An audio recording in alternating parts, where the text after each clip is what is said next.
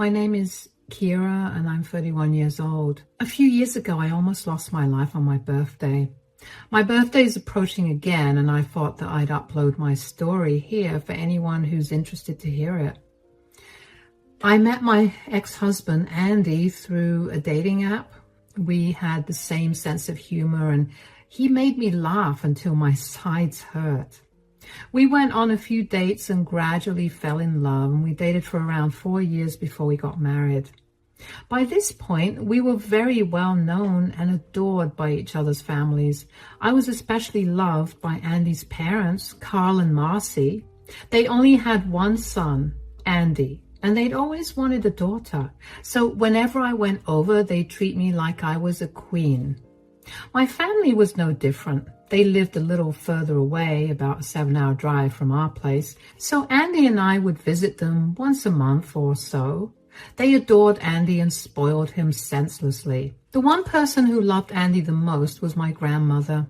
She always asked to spend time with him, and Andy loved spending time with her too. They quickly became best friends, and it warmed my heart to see the two of them interact. But then one day, about 2 years into my marriage with Andy, I got a call in the middle of the night from my mom, who told me that my grandmother had passed away in her sleep. Up until then, my grandmother was in perfect health, so her sudden passing was shocking. Andy and I spent the next few days in my town, surrounded by my family. We were all hit pretty hard by the death of my grandmother, but Andy surprisingly was unfazed by the whole thing. He barely shed a tear, which a lot of people considered odd given his close relationship with my grandmother. I didn't question it because I figured that everybody had different ways of dealing with their grief. But after the funeral was over, we had a reading of the will. It turned out that my grandmother had saved up a lot of money and had made a bunch of smart investments throughout her life. The entire family got very handsome amounts of money left to them. I got $500,000 and I immediately hired a financial advisor the next day.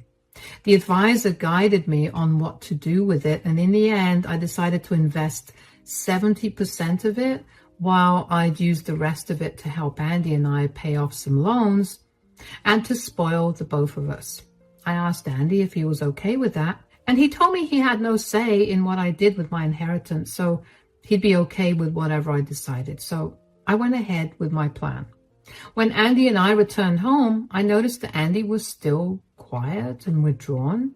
He always seemed lost in thought, and I was beginning to get worried, so I gently approached him one day and asked him if everything was all right. Hey, is everything okay? Yeah, why? Nothing. I just noticed you've been different recently. Is something bothering you? I don't want to trouble you with it. Come on, I'm your wife. You're supposed to trouble me. That's part of the job description of a husband.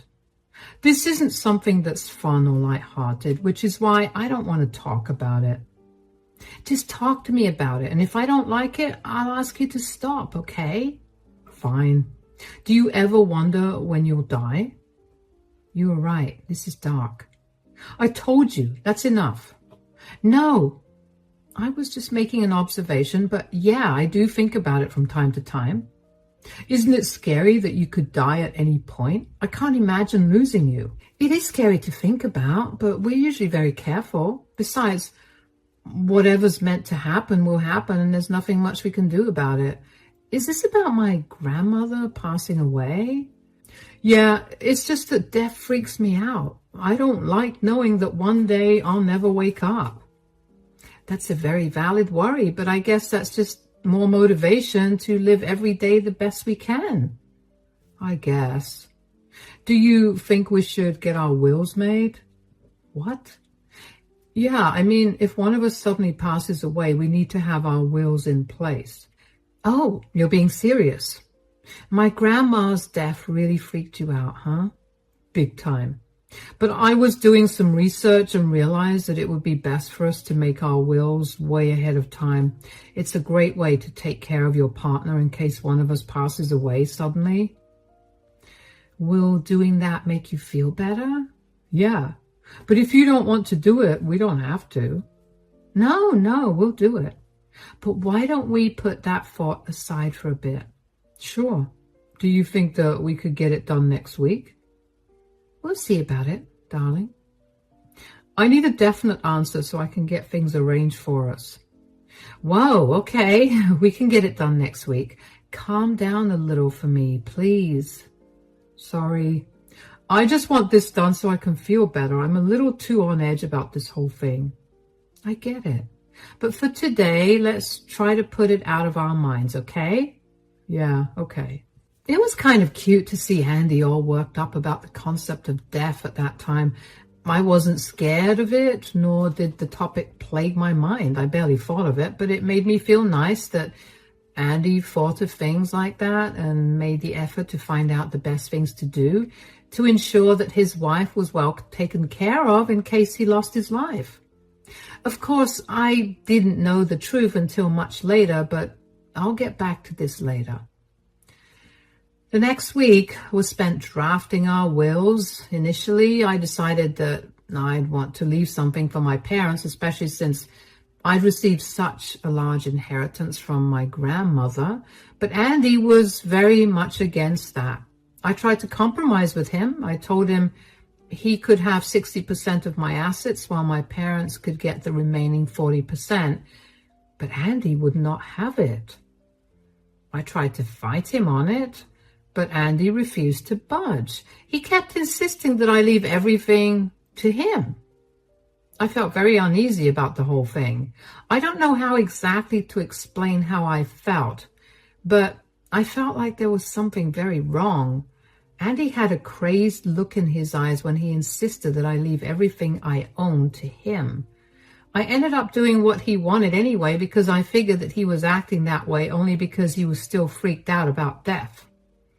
After we were done with our wills, it was like a switch had flipped in Andy and he was back to being his usual bubbly self. It was a little disconcerting to see him switch so fast from being moody and melancholic to bubbly and energetic. But I was just glad that he was no longer sad. Our lives resumed and returned to what they had been before, and then my birthday approached. I was not a big fan of my birthday because every birthday I've had, something bad has happened. The birthday before this birthday, I got into a minor accident, and the one before that, I lost my phone. So I was never too excited about my birthday. But this particular year, Andy was extremely excited about my birthday. The day before my birthday, Andy popped into my home office while I was wrapping up some paperwork to check in on me. How's the birthday girl doing? Andy, it's not my birthday till tomorrow. I know, but I'm excited, aren't you? Well, I don't typically enjoy my birthdays, and you know this. But seeing you excited for me makes me very happy. Good.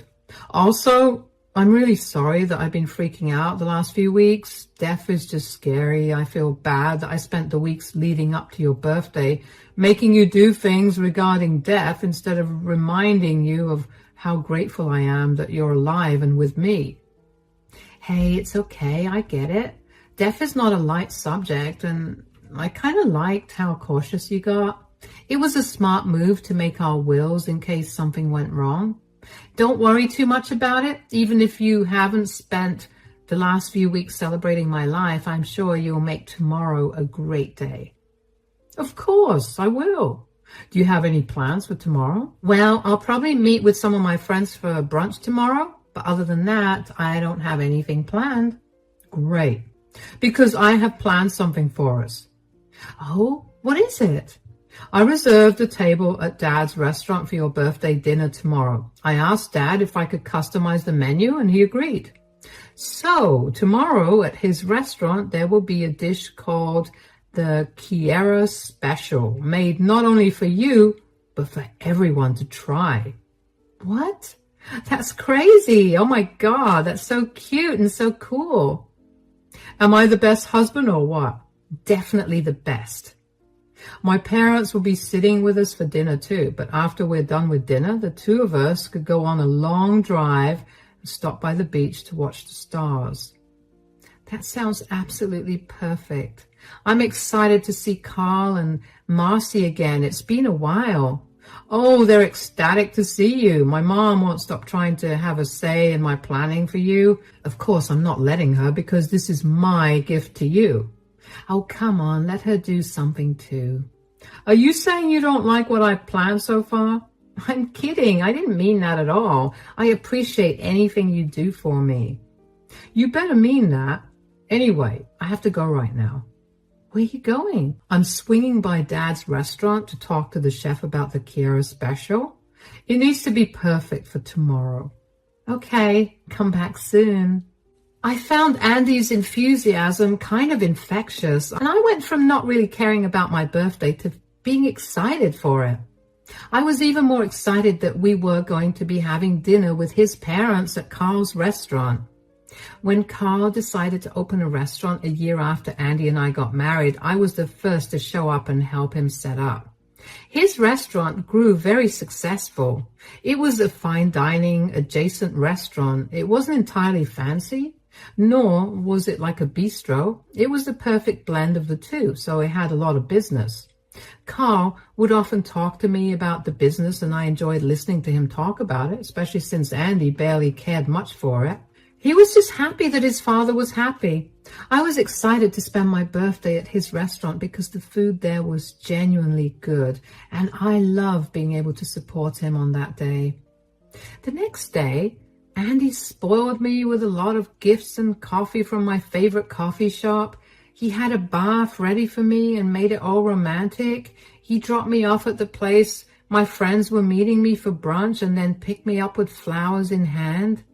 We got ready together for dinner, and when we got there, Marcy was already seated at our table. She greeted us and wished me a happy birthday before Carl came towards us and loudly wished me a happy birthday. Happy birthday, Kiera, sweetie. How's the birthday girl doing?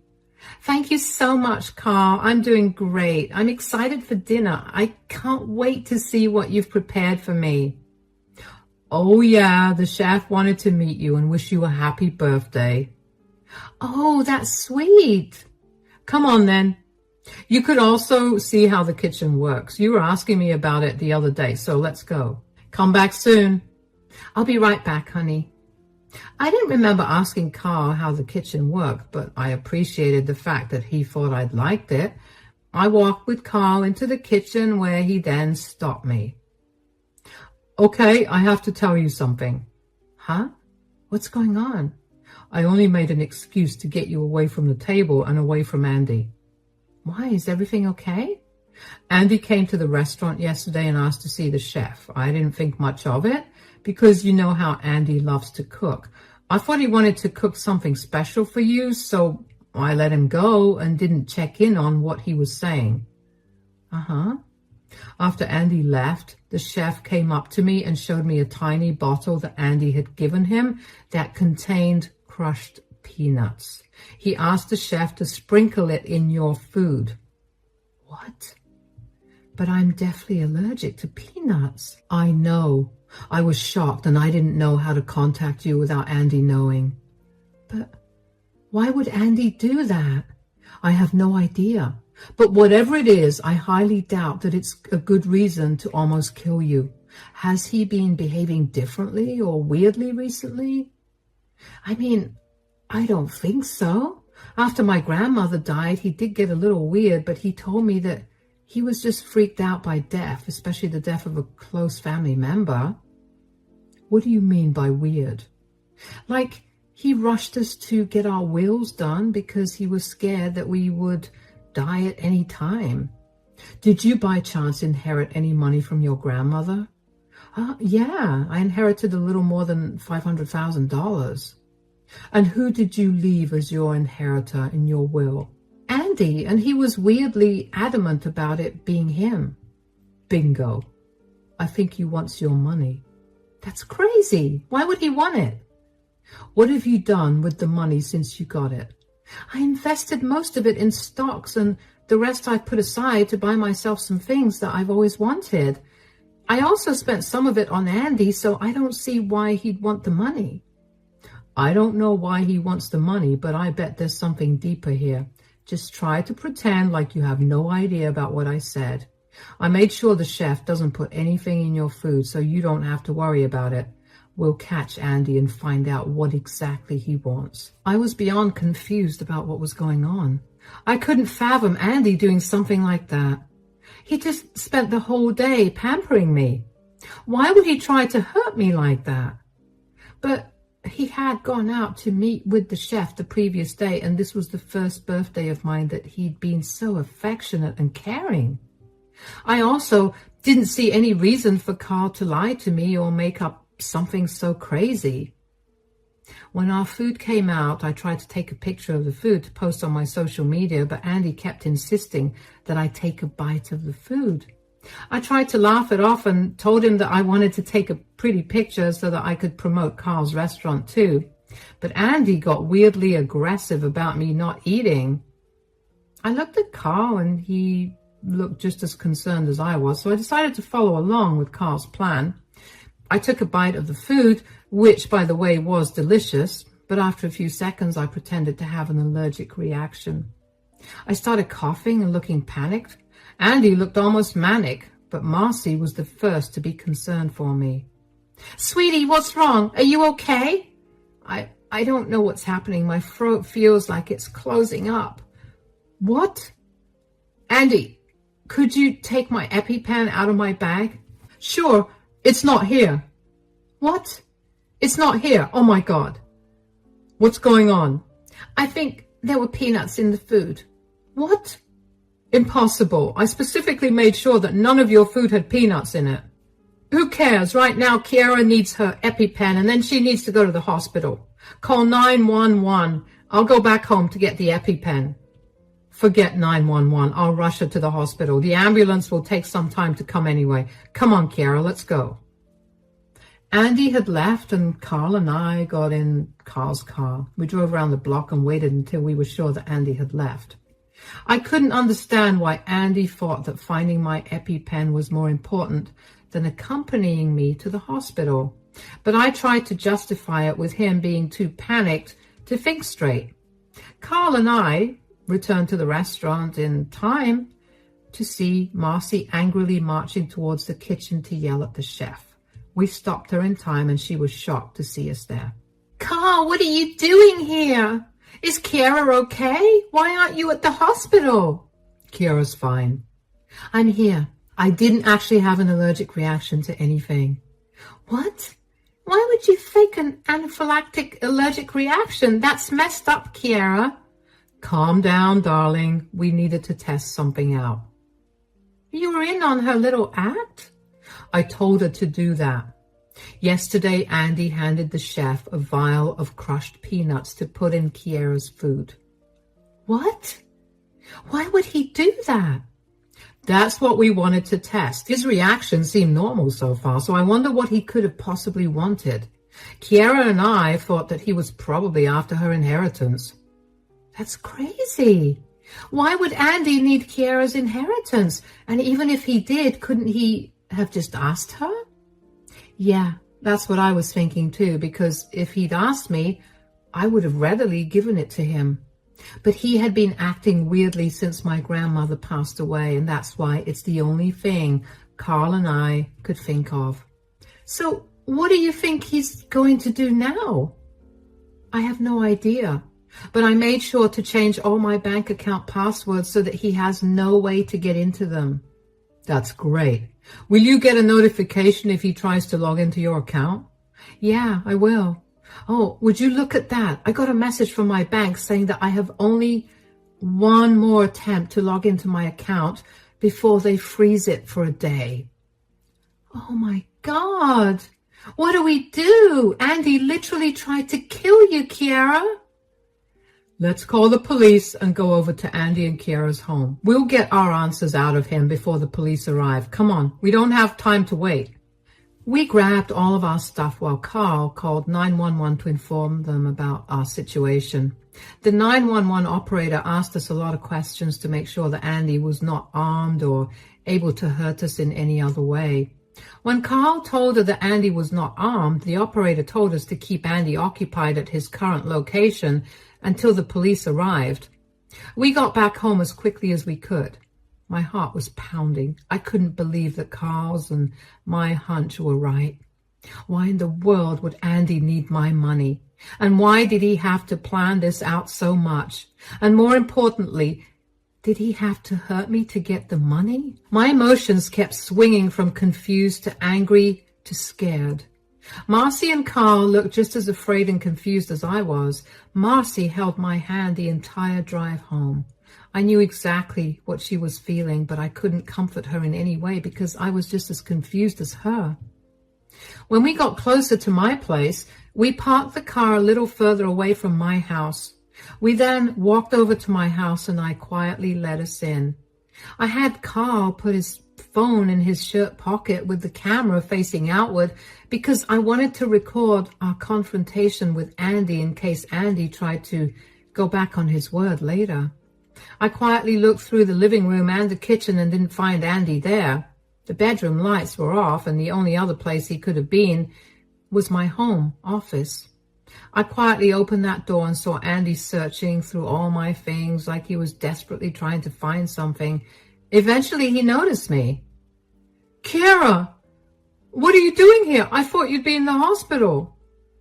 "That's what you wanted, isn't it?"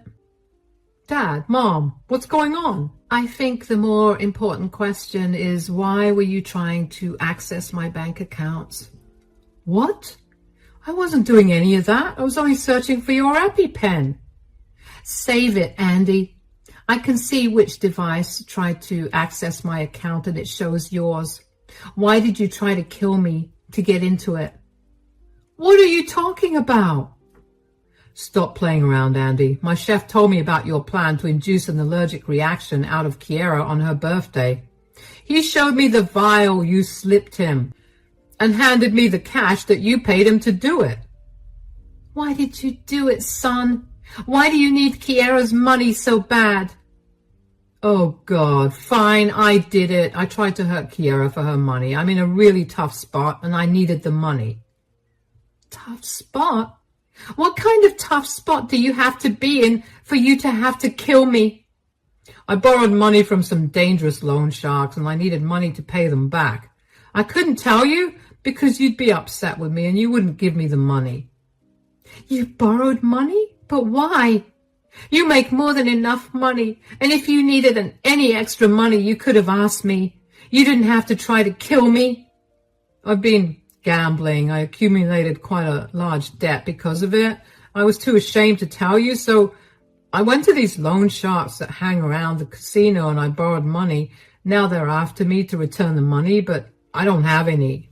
So let me get this straight. You're in some horrible debt and have people after you for money. And instead of talking to Kiera like a normal person, you chose to poison her food with the one thing you knew would be deadly to her. I know I messed up. I'm sorry, but I was only doing what I had to." "Sorry is not going to cover anything. You don't even sound sorry. Do you know what your little stunt would have done to my business if you'd succeeded? I would be facing charges of negligence, so along with possibly killing your wife, you would have ruined your mother and my lives. All because you refused to communicate. You're a disgrace, Andy. I don't know where we went wrong with raising you, but I'm beyond ashamed to call you our son. Look, fine, I didn't entirely think the whole thing through. I'm sorry. Please, just don't let news of this get out. I'm already struggling and I cannot handle anything more." "You do realize that what you did was attempted murder, right? You're going to jail." "No, please, I'm sorry. I'll spend the rest of my life making up for it. I can't go to jail." "There's nothing you could do that would make up for putting my life in danger." "If you want, I'll leave you alone. Please, just let it go. Wait, what are those sirens? Did you already call the cops on me?" "You made me feel beyond unsafe today. You tried to kill me. What did you expect? That I just come home without any protection? How could you?" "No, Andy. How could you? I've never done anything to make you feel like you can't come up to me with your problems. There was no reason to put my life at risk. We could have talked through your problem instead of this. You were so worried about the loan sharks getting to you? Well, don't worry. In prison, they probably won't bother you. The police knocked on the door right after I was done making my point, and Marcy let them in. We showed them the recording of the conversation, and they arrested Andy immediately. Andy tried to fight them, but was sustained by one of the police officers. They took him to the police station where we had to go and file an official report against him. The police officer recommended that I lawyer up because Andy was going to have to get tried in court for attempted murder. After all my work at the police station was done, Marcy and Carl bid me goodbye. When I got back home, I broke down crying. I couldn't believe what my marriage or my life had come to. That was definitely one of the worst birthdays I'd had. Why had Andy hidden something like that from me? Had I ever given him a reason to not come and talk to me? I'd helped him with many debts and payments, so why wouldn't I have helped him with his huge debt either? I would have been mad, but I still loved him, so I would have helped him out. I couldn't believe that my life would have ended if it wasn't for the honest chef at Carl's restaurant. I was racked with so much anxiety about the thought of Andy having planned this out for so long. Did he even struggle with the thought of trying to hurt me, or was he happy about it? How had Andy planned my birthday so happily in front of me while knowing that he planned to end my life that very day? I couldn't believe that I'd married a psychopath. Over the next few months, I kept having to attend hearings in court for Andy's attempted murder charge. Andy's lawyers tried to say that Andy never tried to kill me. He just planned to hurt me a little. They knew they couldn't take away the charge against him, but they could reduce it. But I had enough evidence to show that Andy had been meticulous about the consumption and use of peanuts in our house. He knew that even the smallest amount would have been fatal to me. The chef from Carl's restaurant also testified against Andy and confirmed that Andy was adamant about the chef sprinkling the peanut powder all over my food. After a lot of cross-questioning, Andy finally confessed to his attempted murder of me, and he was sentenced to 30 years in prison. I was relieved to know that Andy was going to suffer for what he tried to do to me. He could not hurt me again. I filed for a divorce immediately after that. It was tough to get that done too, but when the divorce was finalized, I felt like a free woman again. The last thing I did was edit my will. Knowing why Andy had made me write a will in the first place was scary, but I would not let him get everything I worked so hard for if something did happen to me. Carl and Marcy had actually been amazing to me during the whole trial process, and the three of us ended up becoming really close with each other through the thing. We were devastated that Andy was no longer going to be a part of our lives, but we knew that it was for the better that this was the case. All of us made sure that none of us were on Andy's calling list for prison because we wanted nothing to do with him. So I haven't heard anything from or about him. Honestly, I wouldn't have it any other way. In a way, I guess Andy did end up teaching me to actually enjoy every single day that I'm alive. I've been going out a lot more recently, and I've been spending as much time as I can with my friends and family. Every once in a while, I'm hit with a wave of sadness because of how much I miss Andy. But that quickly goes away when I remember what he tried to do to me. I'm glad I'm happier now, and I'm safe. I can't wait to see what more life has to offer me. And you better believe I'm going to get through every problem and experience life throws at me. Hi guys, it's Riley here to tell you all about my horrible mother-in-law. I came across these stories and thought that I could add my misery here. I really did go through a lot of trouble with my mother-in-law, Amelia, way before my marriage. I mean, she was the reason we almost didn't have a marriage. Amelia is downright a crazy woman. Let me tell you what she did. I will get to it in a little while. First, let's give you an idea about what a woman we're dealing with. Amelia comes from a fairly wealthy family, and so is Sebastian, my husband. Sebastian's father passed away a few months before we started to date, so I never met him. From what Sebastian told me, him and his mom had been fairly close. However, Sebastian did know that his mother was a prejudiced woman. That was something they constantly disagreed on. Amelia considered herself royalty just because she had her father's money. She does work, but not enough to have the lifestyle that she has. It was mostly generational wealth from her father. Since Amelia grew up privileged, she became very spoiled. The funny thing was that no one else in her family was like her. I have met them all, and they were nice people. Even Sebastian was a pure gentleman and never flashed his wealth to anyone. Lord knows, Amelia is the way she is, but there was no changing the fact that she was extremely proud of her privileged life. The first time Sebastian introduced us, she straight up said, "You better be dating her casually, Sebastian." "What are you talking about, Mom? I'm pretty serious about Riley. That's why I introduced her to you, Mom." No, I am not listening to that nonsense. I have never stopped you from dating anyone, but I draw a line when you're becoming serious with someone. Sebastian looked as shocked as I was. We had no idea why Amelia was behaving this way. She didn't even care that I was standing right in front of her. She straight up told Sebastian that he couldn't be in a serious relationship with me. Since Amelia was being so direct, I decided to be direct with her as well. I'm not one of those people who silently take what people dish out. Instead, I try to be vocal about my questions. In this case, I absolutely had to find out what was going through Amelia's head. I wasn't going to be dismissed like that. I said, in a collected tone, "Is something wrong, Amelia? Do you not like me?" "No, I don't like you, Riley." "Why? What is wrong with me? Have I done something?" "I can't believe you are asking me that question, Riley. Can't you see? You do not belong to our status. I can't allow my son to settle down with a nobody when he can do much better." The audacity of this woman really blew my mind. Out of all things, I hadn't expected her to be so downright mean. She was behaving as if I was a stray animal out of the woods that she would not have in her house. It was baffling to see her order her son to leave me and get someone better. Look, guys, I won't lie and say that I am the best Sebastian can get.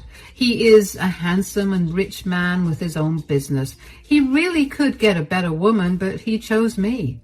Sebastian chose me because we loved each other.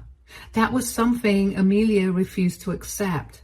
She had hoped that Sebastian would listen to her and break up with me instantly, but Sebastian looked at her in disbelief and said, "Mom, you're being exceptionally rude to Riley. This was uncalled for."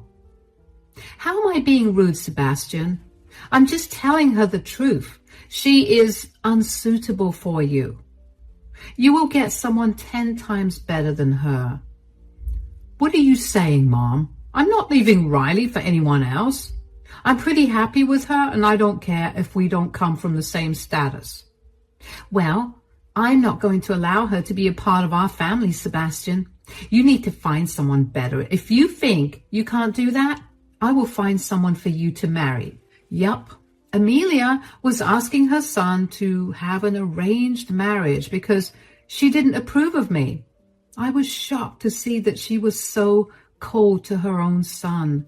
She was willing to hurt Sebastian just so she could get a daughter-in-law of her status. Sebastian and Amelia had a big fight that day right in front of me. Eventually, we left after Amelia clearly said that she wouldn't let us keep our relationship for long. Unfortunately, it was just the start of what was to come. Amelia was a clever woman and did everything she could to break up me and Sebastian.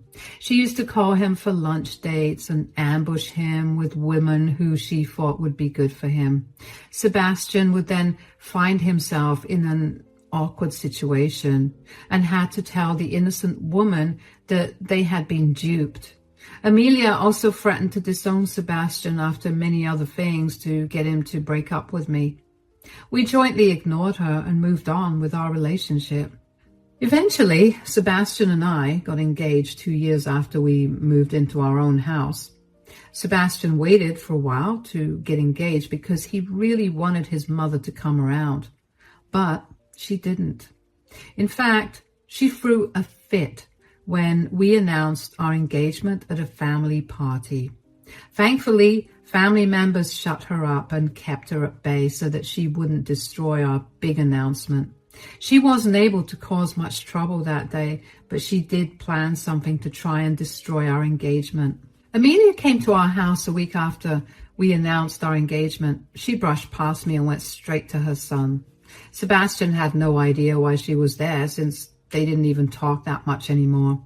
After the numerous stunts she had pulled, Sebastian had lowered contact with her, so we didn't know why she was there.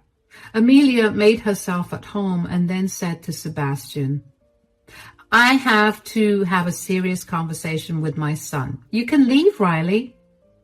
"No, my fiancé will also hear what you have to say. I don't hide things from her." "Are you sure about that, Sebastian? Can't I have at least one private conversation with you?"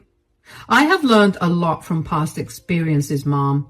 So you won't have any more private conversations with me. Say what you want to say in front of Riley." "Very well, Sebastian. I have come to you with an offer. A rather generous one, I say." "Well, what is it, Mom?" Sebastian and I were sure that Amelia was there to create problems.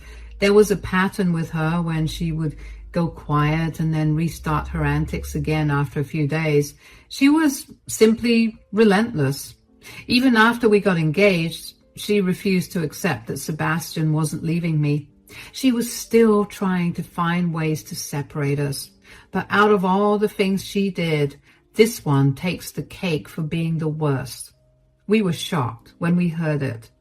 Amelia said, "I will give you $250,000 to break off your stupid engagement, Sebastian. And I want you to marry a woman of my choice." "What? Are you going to give me money to break up with Riley? Mom, have you gone insane?" "No, I haven't gone insane, Sebastian. Since you won't listen to me, this is the only other way I can change your mind." "Mom, this is horrible. I can't believe you would do this. Why do you think I would agree to this?" "Because it's a lot of money. I won't pressure you now, Sebastian. Think about my offer and get back to me. I am being very generous with you just because you're my son. If this was someone else, I would have cut them off without a second thought." I couldn't believe that someone would offer their own son money to break up his engagement. Amelia was proving to be far worse than I had ever imagined. She literally didn't care about anything other than her own wishes. She was so desperate to get rid of me that she was willing to pay her son. Sebastian and I were right about her. She cared nothing about her own son's feelings. The only important thing in her life was her high class and reputation. I was still in pure disbelief and actually said, "Are you serious, Amelia? You would pay your own son to break up his engagement?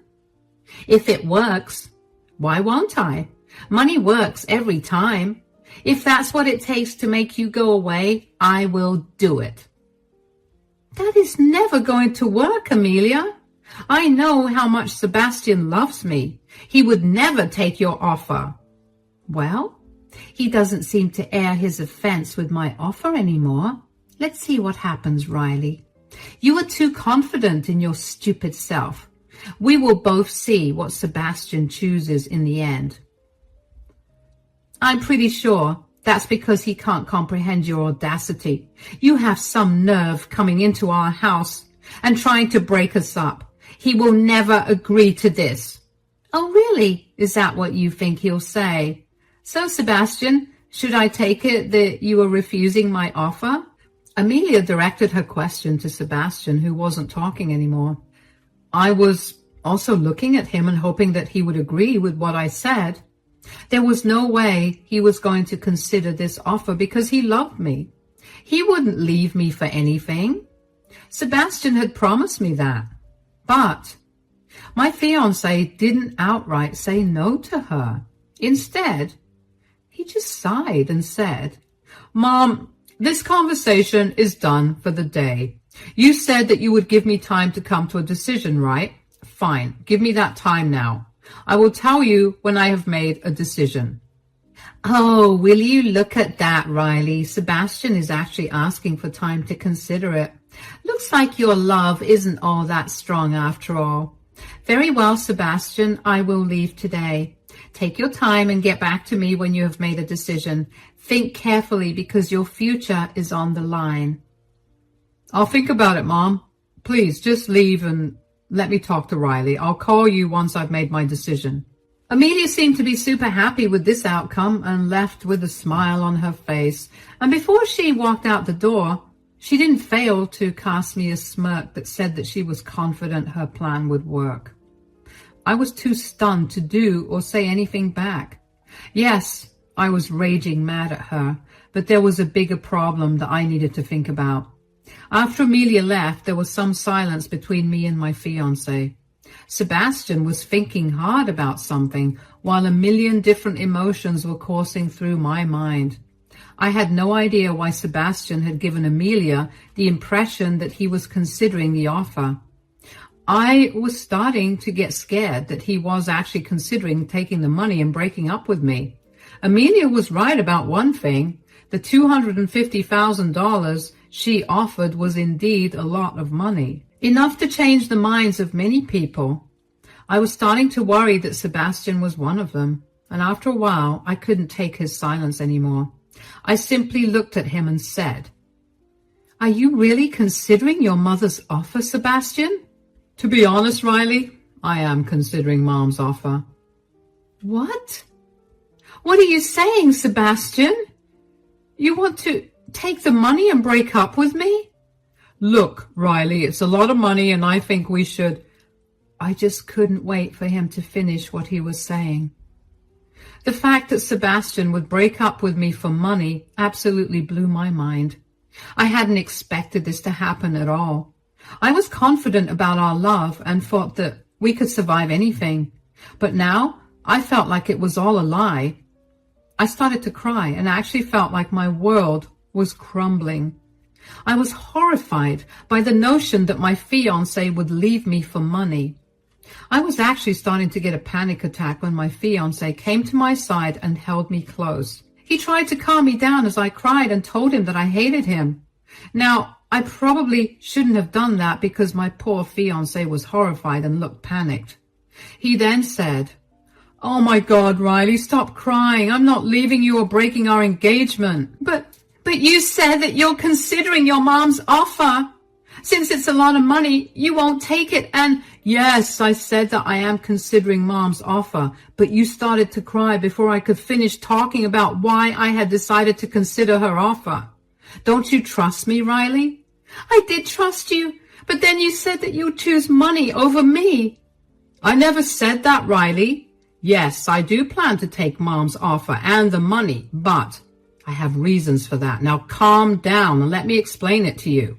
Sebastian then comforted me and calmed me down enough so that I could understand what he was saying.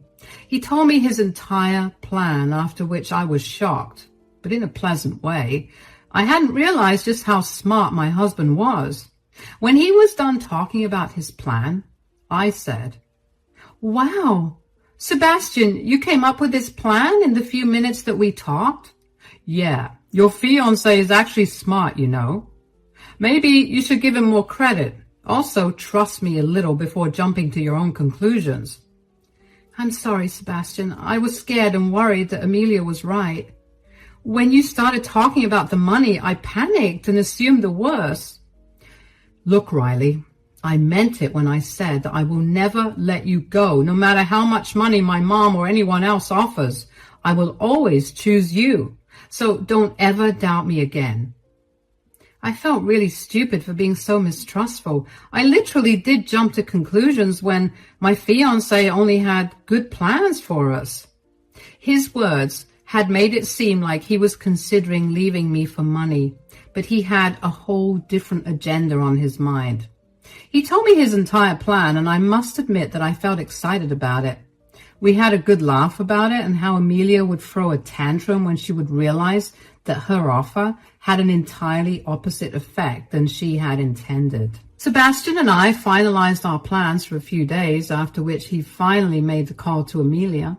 He told her to come to our house because he wanted to tell her his decision in front of me. Amelia seemed to be excited that Sebastian had called her and hinted that he was going to take the offer, so she happily came to our house as soon as possible. And when she sat down, she just couldn't hold her excitement anymore.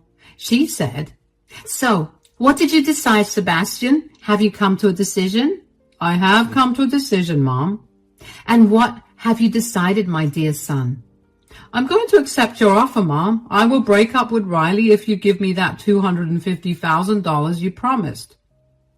Amelia looked on in glee as Sebastian coolly told her that he would accept her offer. She was so happy that she literally stood up and hugged her son. She was practically dancing around, thanking God that her son had come to his senses. Meanwhile, I was smiling in my head while looking absolutely horrified on the outside. We needed to fake our reactions so that Amelia wouldn't suspect that something was up, so I tried to look as hurt as possible and said in a wobbly voice, "What? You're breaking up with me for money? When did you decide this, Sebastian? You were supposed to reject Amelia's offer." "I'm sorry, Riley. I know you don't want me to do this, but I can't help it. It's just too much money for me to pass off. You know I could use that as capital for my business to grow. I just can't afford to say no." "How could you do this to me, Sebastian? I thought you loved me. You had promised to marry me." Sebastian and I were doing our best to make Amelia think that we were having a fight. When I mentioned our marriage plans, I pretended to almost cry. Amelia was beside herself with joy. She actually laughed when I talked about love and marriage. She was laughing at my pain and said in a mocking tone, "Looks like that won't be happening after all. My son has finally listened to me and made a sound decision in his life." "Shut up, Amelia. This is all your fault. You hadn't offered Sebastian money. He would have stayed with me." "What did I say, Riley? Money makes everything work. I won, you know. It doesn't matter how, but I won." "You only won because you had money. This was an unfair game, Amelia." "Life is unfair. Deal with it, Riley. Anyway, I don't have time to waste on you anyway, Riley." I sat there, fake crying, while Sebastian kept his head down towards the floor. Out of the corner of her eyes, I saw him smiling while I was trying my best not to smile as well. Amelia was still having fun watching me suffer as she moved closer to her son. Then she lovingly patted his back and said, "I'm so happy that you made the right decision, Sebastian. I will transfer you the money as soon as Riley is out of the house." "I have to give her a 1 month's notice, Mom. That's the law here, you know, but I promise I will have her out by then." "Good call, Sebastian. I have to thank God that you realized what was right for you." Amelia and Sebastian talked for a while after I went to my room in tears. Those tears were fake, of course, and once I was back in my room, I started to laugh. Amelia's open show of happiness pissed me off, but I knew she would soon cry tears of sadness. She had no idea what we were going to do with her and her money. It took me a few days to move out of Sebastian's home. To make Amelia believe our grand breakup, I needed to leave the house like she had asked. We publicly announced our breakup, and I moved in with a friend who was told the entire thing. She and her husband were, of course, glad to help, so I moved in fairly quickly after everything was settled. Amelia sent Sebastian the money as she had promised. She even set up Sebastian on a few dates to make sure he falls for someone she likes before I make a comeback. I allowed him to go because I had nothing to worry about. In the meantime, I was going forward with our plan and setting everything up for our big revenge. It took us a few months to set everything up, but we did it. Sebastian and I successfully executed our plan and prepared ourselves for the grand day. Can you guess what we did with all the money?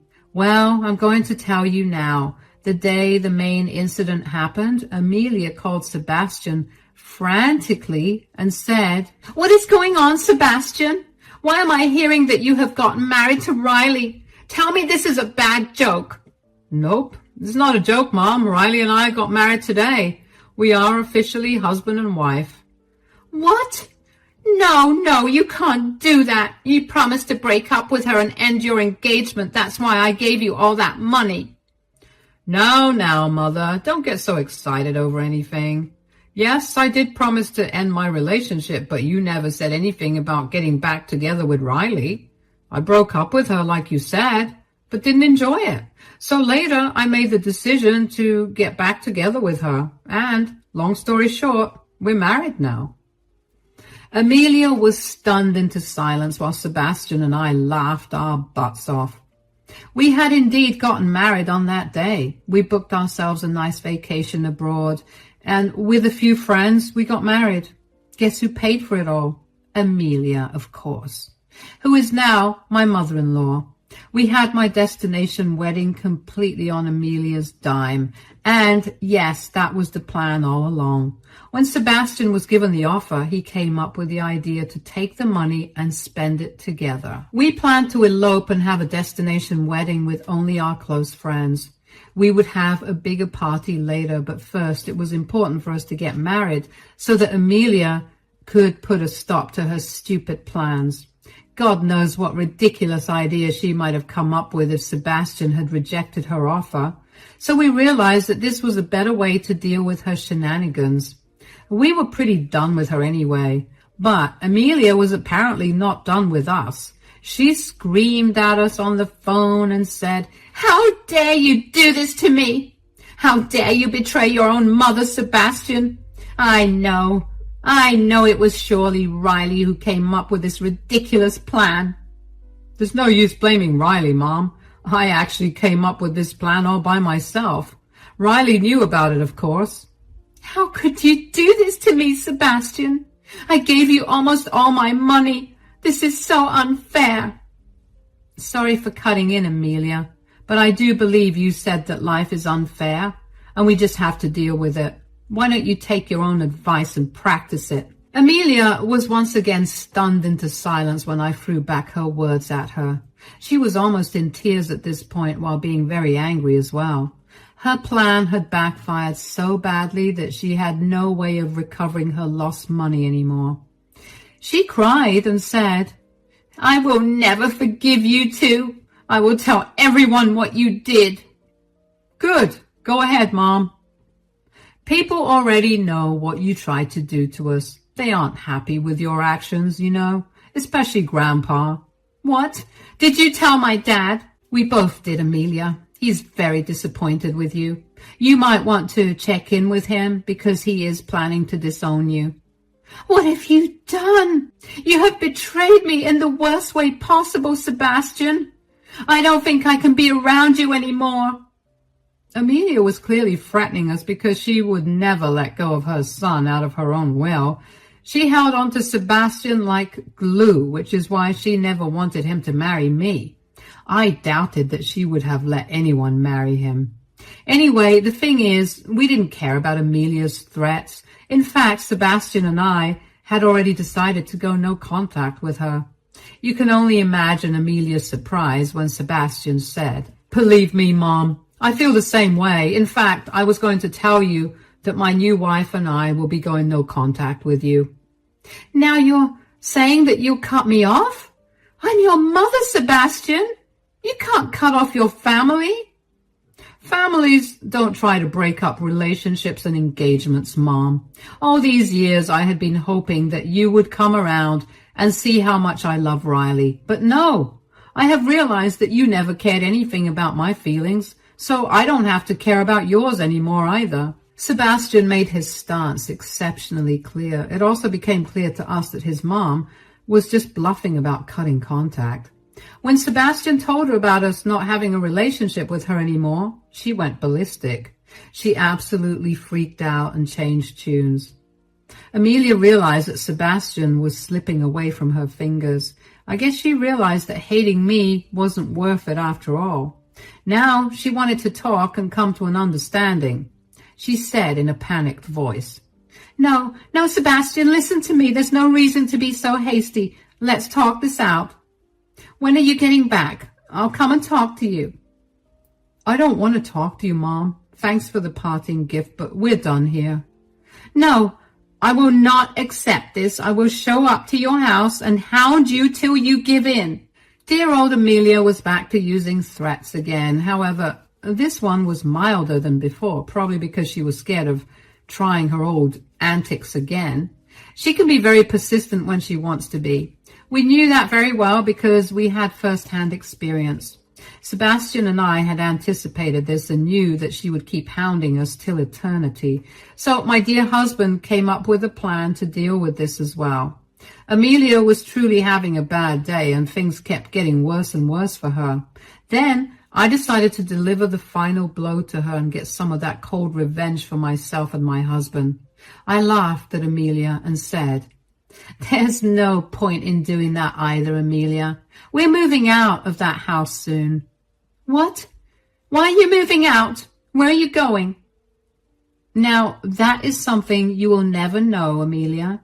Did you really think that we would spend all the money on the wedding? Of course not. We are actually using the rest to fund our new house. We will be selling or renting out the one we have right now. As for the new house, you are not welcome there and will never get the address. I won't let you do this. I won't allow you to take my son away from me. Amelia kept blabbering on and on until we decided to just hang up on her. We had just gotten married and weren't really in the mood to listen to her banter when we had so many things to do. Our friends were with us and we had planned some awesome activities together before we went off on our honeymoon. So we blocked Amelia and went about our way, celebrating our wedding day. We returned home after 2 weeks. My husband and I had a blast and ignored Amelia whenever we found her calling from unknown numbers. Relatives called us to give us some insight into Amelia's craziness. Apparently, she did go crazy and started to try and get people on her side. However, there were 3 people on her side who quickly changed tune once Grandpa picked our side. Grandpa was super angry with Amelia and actually told her that her inheritance was going to us. He was punishing her for being such a horrible woman and trying to break us up. What can I say? Grandpa is a fan, and so are we. After coming back home, Amelia did try to show up at our house. We didn't let her in, of course. One day she simply wouldn't leave and kept aggressively banging at our door, and I don't know what she was trying to achieve by repeatedly crossing her limits and our boundaries, but we did not let her get away with her actions. We called the cops on her, who then escorted her off our property. Did she get the hint? No. This is Amelia we're talking about, and boy, she was desperate. She showed up at my husband's office. She caused a scene there as well until my husband ordered security to escort her out. Amelia only had a few months to harass us. We didn't take any drastic actions because we knew that she wouldn't get the chance to bother us for much longer. Our house sale had already been finalized and we put the deposit on our new house with the rest of Amelia's money. We moved in pretty early because we wanted Amelia off our backs. She did throw a huge tantrum when we moved and no one was willing to give up our address. She tried following my husband home from his office one day, but he was smart enough to lose her. Maybe she will find our address one day, but for now, we are enjoying some peace after Grandpa put her in her place with some beautiful threats. Hey, you all. I'm Charity, 27, female, and let me tell you about this wild situation that went down with my mother-in-law, Bessie, not too long ago. Believe me, this story's got more twists and turns than a soap opera. So to give you some backstory, I'm originally from a small town but moved to New York when I was 23 to chase my dreams of working for a big magazine company, not disclosing the name for anonymity reasons, of course. And that's where I first crossed paths with my now husband, Danny. He was one of the lawyers brought in to help my job deal with this lawsuit from an ex-model we had worked with, and that's another story for another day. At first, Danny and I could not stand each other. We bumped heads constantly over that case.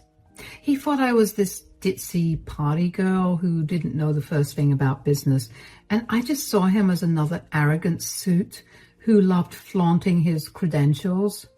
We did nothing but bicker and bicker during those first few meetings. But you know what they say? There's a fine line between love and hate. And after seeing each other nearly every day while working on that lawsuit, the animosity between us started to dissolve. We found ourselves opening up and bonding over our shared interests and life experiences. From my end, I had always been kind of guarded when it came to dating and relationships. Growing up, I had witnessed too many examples of toxic partners and family members falling apart, so I was always the one putting up walls, pushing guys away before they could do the same to me. My own daddy issues made it hard for me to trust men, period. Danny was different though, and despite my constant hot and cold behavior, he was nothing but patient and kind, always showering me with love and affection. Where most dudes would have gotten fed up and walked away, Danny stuck by me, determined to be my knight in shining armor. It was like he could see past the prickly exterior I put up as a defense mechanism. The more we got to know each other, the more I felt myself falling for this sweet, caring guy who seemed to really get me, childhood baggage and all. Maybe it was my own issues with losing my dad when I was a kid, but family was always something super important to me growing up. To this day, I'm the type who couldn't imagine cutting off my blood relatives, no matter how bad the situation. So you can imagine my shock when, after several months of dating Danny, I discovered he was completely estranged from his own parent, his mom. We had just been cuddled up watching a movie when the topic came up casually. I don't even remember what prompted it, but suddenly I was like, "Babe, I know we've only been dating for a couple of months, but now, why don't you ever bring up your family? Honey, is everything okay?" "I don't want to talk about it." Okay. But you do know that I'm going to have to know eventually, right? You can't bottle up these feelings forever. Danny just got this pained look on his face and shook his head grimly. Apparently his mom, Bessie, had been a real piece of work. Abusive, manipulative, and just straight up toxic narcissist, always putting her own wants above everything else. The last straw was when Danny turned 18 and she tried to demand that he get an extra job to help pay for her boyfriend's gambling debts, despite him already being knee-deep in 2 jobs and already helping out with rent. She made it an ultimatum, telling him that if he wanted to keep living under her roof, he had to pull more weight. What? That's so unfair. She'd always choose him over me, anyone over me. It's like I was this chore or this burden that she was plagued to take care of. It's like I was the boulder and she was Sisyphus. "I'm so sorry, babe." Yeah, so I was done. I was so tired of everything, and later that night, I packed a couple of suitcases and left. "Really? Just like that? Not even goodbye?" "Charity, I didn't like that lady, and she hated me. I had nothing to offer her. So why on earth would I give her the courtesy of letting her know that I was going to be out of her hair forever? I'm pretty sure she jumped for joy the next morning when she saw I wasn't there." Wow, I don't know what to say, babe. And you want to know the funny thing? She could have easily found me. If she really wanted to, she could have easily talked to my cousins or my sister, for God's sake, and asked about me. But she never cared about me, so I stopped caring about her, and I haven't spoken to or heard a word from her ever since. Now, that's just crazy, right? Nobody should ever have to go through that, least of all from their own parent. My heart shattered for poor Danny, having to deal with such an evil monster like that. Danny also told me about his somewhat strained relationship with his older sister. Apparently, she too had left the nest some time ago, but she refused to take Danny with her, telling him that all he was going to do was drag her down as she tried to start her singing career. So she was left alone to deal with the worst of his mother for a long time. Ouch. They check up on each other from time to time, but Danny says he could never have a normal family dynamic. He said that leaving was one of the hardest things he had to do, but he knew that if he stayed, he wouldn't last for long in that crazy house. I have to give the guy props for breaking that cycle of dysfunction and forging his own path in life. When I started poking around about his dad, it turned out the guy had passed away when Danny was just a toddler.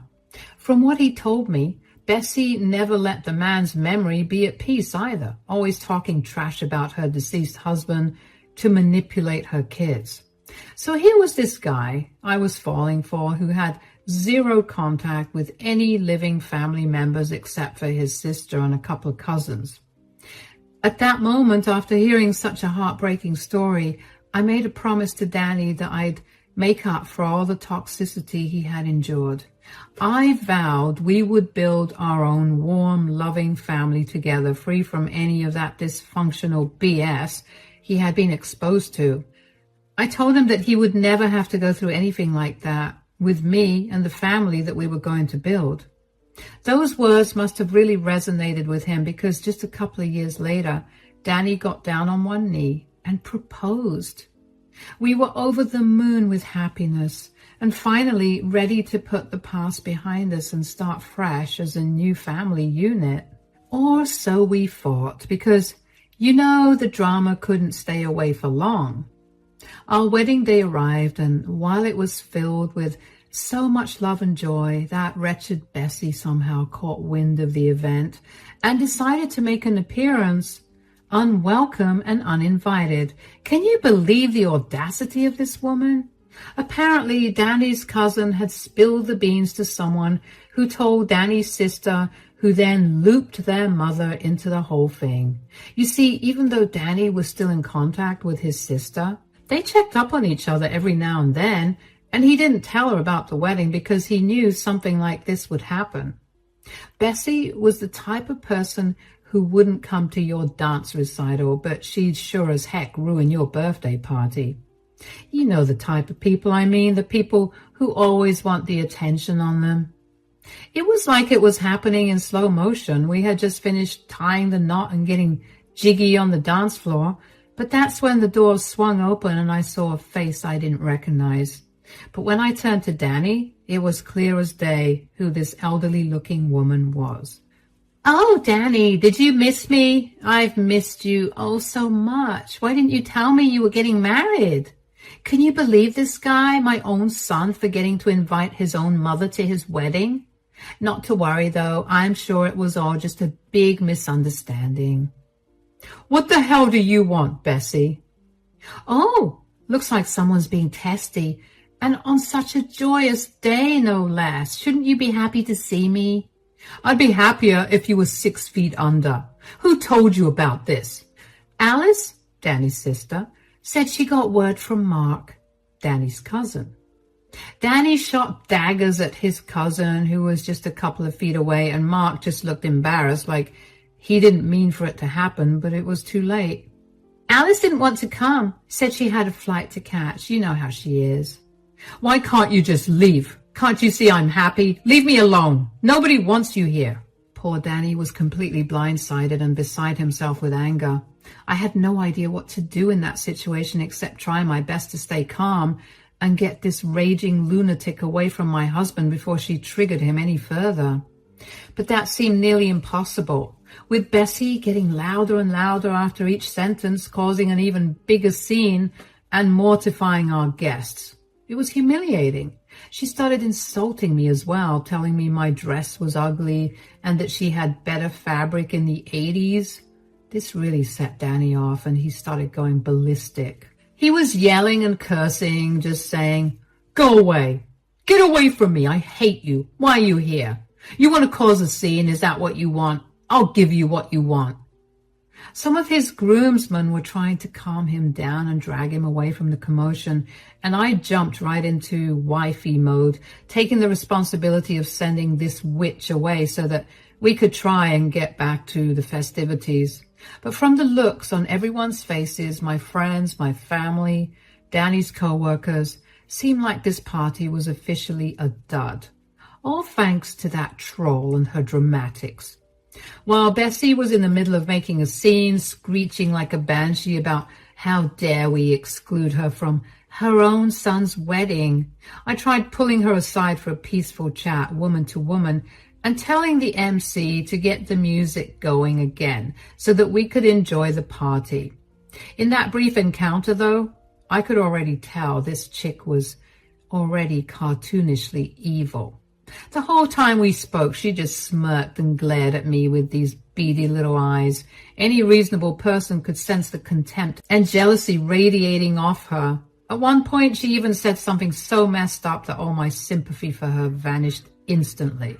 "You think you're so perfect, huh? Swooping in to steal my son away from his own family. Let me tell you, girlie, you are nothing and you won't ever amount to it. Also, are you pregnant? Because you look fat in that hideous dress." "All right, Bessie, have you had your fun? Are you done now? You may leave, please, because for the 1000th time, you are not welcome here."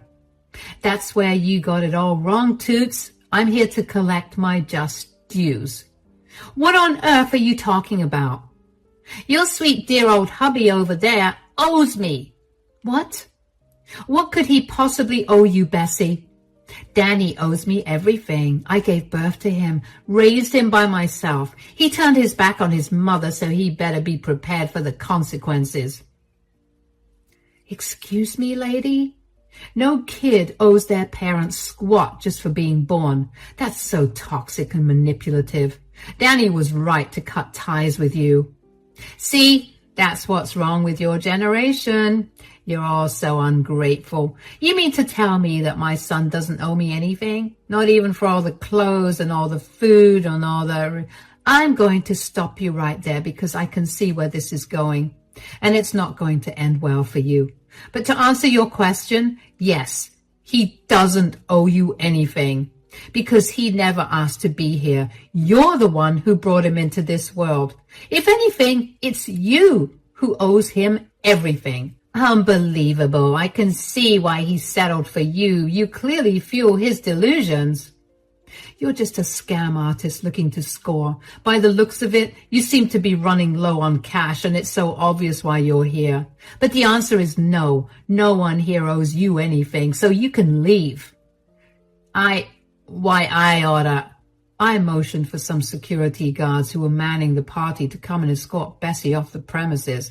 And to my surprise, she gave up quite quickly, allowing herself to be escorted without a fight. But before she left, she said, "You can't get rid of me, sweet cheeks." And with that ominous warning, security thankfully escorted the wench away from our wedding venue before she could ruin anything else. Still, the whole incident really shook Danny up, casting a dark cloud over what should have been one of the happiest days of our lives. We decided just to roll with the punches and head out for our honeymoon early, trying to forget about Bessie's shenanigans. For those couple of weeks abroad in Cancun, my sweet hubby and I simply basked in our newlywed bliss, spoiling ourselves rotten and taking in the sights. Everything felt so peaceful and perfect, even if it was just temporary. Little did I know that Bessie's empty threat would end up coming back around to haunt us almost immediately after we got back home. See, when we landed back in New York, I got hit with this wicked stomach bug that knocked me out for nearly a week. Just me, Danny, and our cozy little home while I recovered. I was throwing up like crazy, and Danny was canceling meetings left, right, and center just so he could stay home and look after me. Maybe I ate one too many chicharrones. You definitely did, babe. I never seen someone projectile vomit in the plane like that. I'm never showing my face to the public again. Oh, stop it. There have been worse things out there. I'm just glad you're feeling better now. The colors even returned to your face. Yes, babe, I'm better now. Are you sure I can leave you home alone like this? Yes, babe, I'm sure. You need to go to work tomorrow. I'll rest up for the rest of this week and go on Monday. That sound good? Sounds perfect. Please don't forget to drink some water. All was well, and Danny went to work in the morning as we discussed, and things were peaceful. That was until I heard the doorbell at around noon. When I went and answered, lo and behold, that same conniving snake, Bessie, stood in my doorway, looking like a real-life Disney villain straight out of Central Casting. I couldn't believe my eyes as she tried to barge inside without a care in the world. Ugh, what is your problem? Let me in. No, thanks. I'm good with talking right here at the door. Why are you here? Can it, sweet cheeks. I'm not here to play nice. This is serious business, and since you don't want to let me inside your home, I'll cut to the chase. She, for a second, looked pretty upset and desperate, looking like she hadn't slept in days. It was sad, so I decided to hear her out. See, ever since Danny walked out on me all those years ago, I've been struggling to make ends meet. Between the bills piling up and those loan sharks I owe threatening me, times have been tough, to say the least. For a second, I was starting to feel bad for her. I mean, I was by no means excusing all the stuff she put my precious husband through, and I sure as heck wasn't ready to forgive her for crashing my wedding like that. But I'm not completely heartless, and seeing her eyes well up like that, man, it was moving. And I was just about to let her inside the house, but then she said this. But that's all going to change today, because my little PI here has dug up some fascinating info on my new daughter-in-law's finances. Lucky me, turns out Mama Bessie's son hitched himself a pretty lucrative prize. Y'all, when she said that about a private investigator, my jaw just dropped. For Bessie to cross that line and violate my privacy like that over some stupid get-rich-quick scheme, I was fuming. Are you serious right now? You had someone stalk me just to dig up dirt on my finances? That's pathetic and a violation of my privacy. Bessie just cackled like a witch, clearly pleased with herself over this shady act and getting excited at how angry I was. She waved around the folder from her little PI pal, grinning that deranged grin of hers. Relax, princess. This is all for a good cause. See, according to my digger here, you're quite a little money bag. Not a millionaire per se, but definitely living that cozy upper middle class lifestyle. Am I right? She leaned in uncomfortably close with that creepy, leering smile. So here's what's going to happen. You're going to be a good little daughter-in-law and hand over a big fat pile of that pretty cash to help dear old Mama Bessie pay off her debts. Then maybe, just maybe, I'll consider letting you stay married to my son. I couldn't believe the audacity of this evil hag. She really thought waving around some half-baked folder was enough to intimidate me into forking over my life savings? The delusion was staggering. I laughed at her, and this just seemed to make her angry. The fact that you think you can come here and force this onto me like I'll give you a cent is quite laughable, sweetie. I've never met someone this out of touch with reality. Tell me, do the unicorns exist in that head of yours? The Loch Ness Monster, perhaps? Listen here, Charity. I don't have time to play games with you. If you don't fork over $10,000 right now, I'll make your life a living hell. Trust me, I know people. And you better not think of telling Danny about this either. I can see now that he's too far gone. But you? Oh, you're easy to manipulate. It's written all over your face. You act like you're all big and bad, but one little push and you'll fall like a tower of cards. After her dramatic monologue, she looked quite pleased with herself, convincing herself that I was shaking in my boots from her empty threats. What did she think was going to happen? Did she think that I would fold so easily? At that moment, I just burst out laughing right in her smug face because Bessie's precious PI had made one critical oversight in their research. One tiny detail that they missed completely when compiling their info on me. Bessie's expression quickly turned from wicked confidence to scrunched confusion and anger at my unexpected laughter. Just what's so funny about this, little miss? Oh, Bessie, I'm laughing because your little stooge doesn't have a clue what they're talking about. I wiped a fake tear from my eye as Bessie's face twisted with rage. What the hell's that supposed to mean? It means your hired gun missed a critical detail when looking into my finances. See, a decent PI probably would have realized all those assets of mine are only 50% mine now after getting hitched. Danny and I have a shared bank account. I held up my left hand to flash my wedding ring with a smirk. In case you didn't read the fine print, half of everything I owe is legally shared with my husband once we got married. Danny and I didn't do a prenup, and our marriage contract stipulates any purchases over $6,500 have to be discussed and agreed upon by both parties.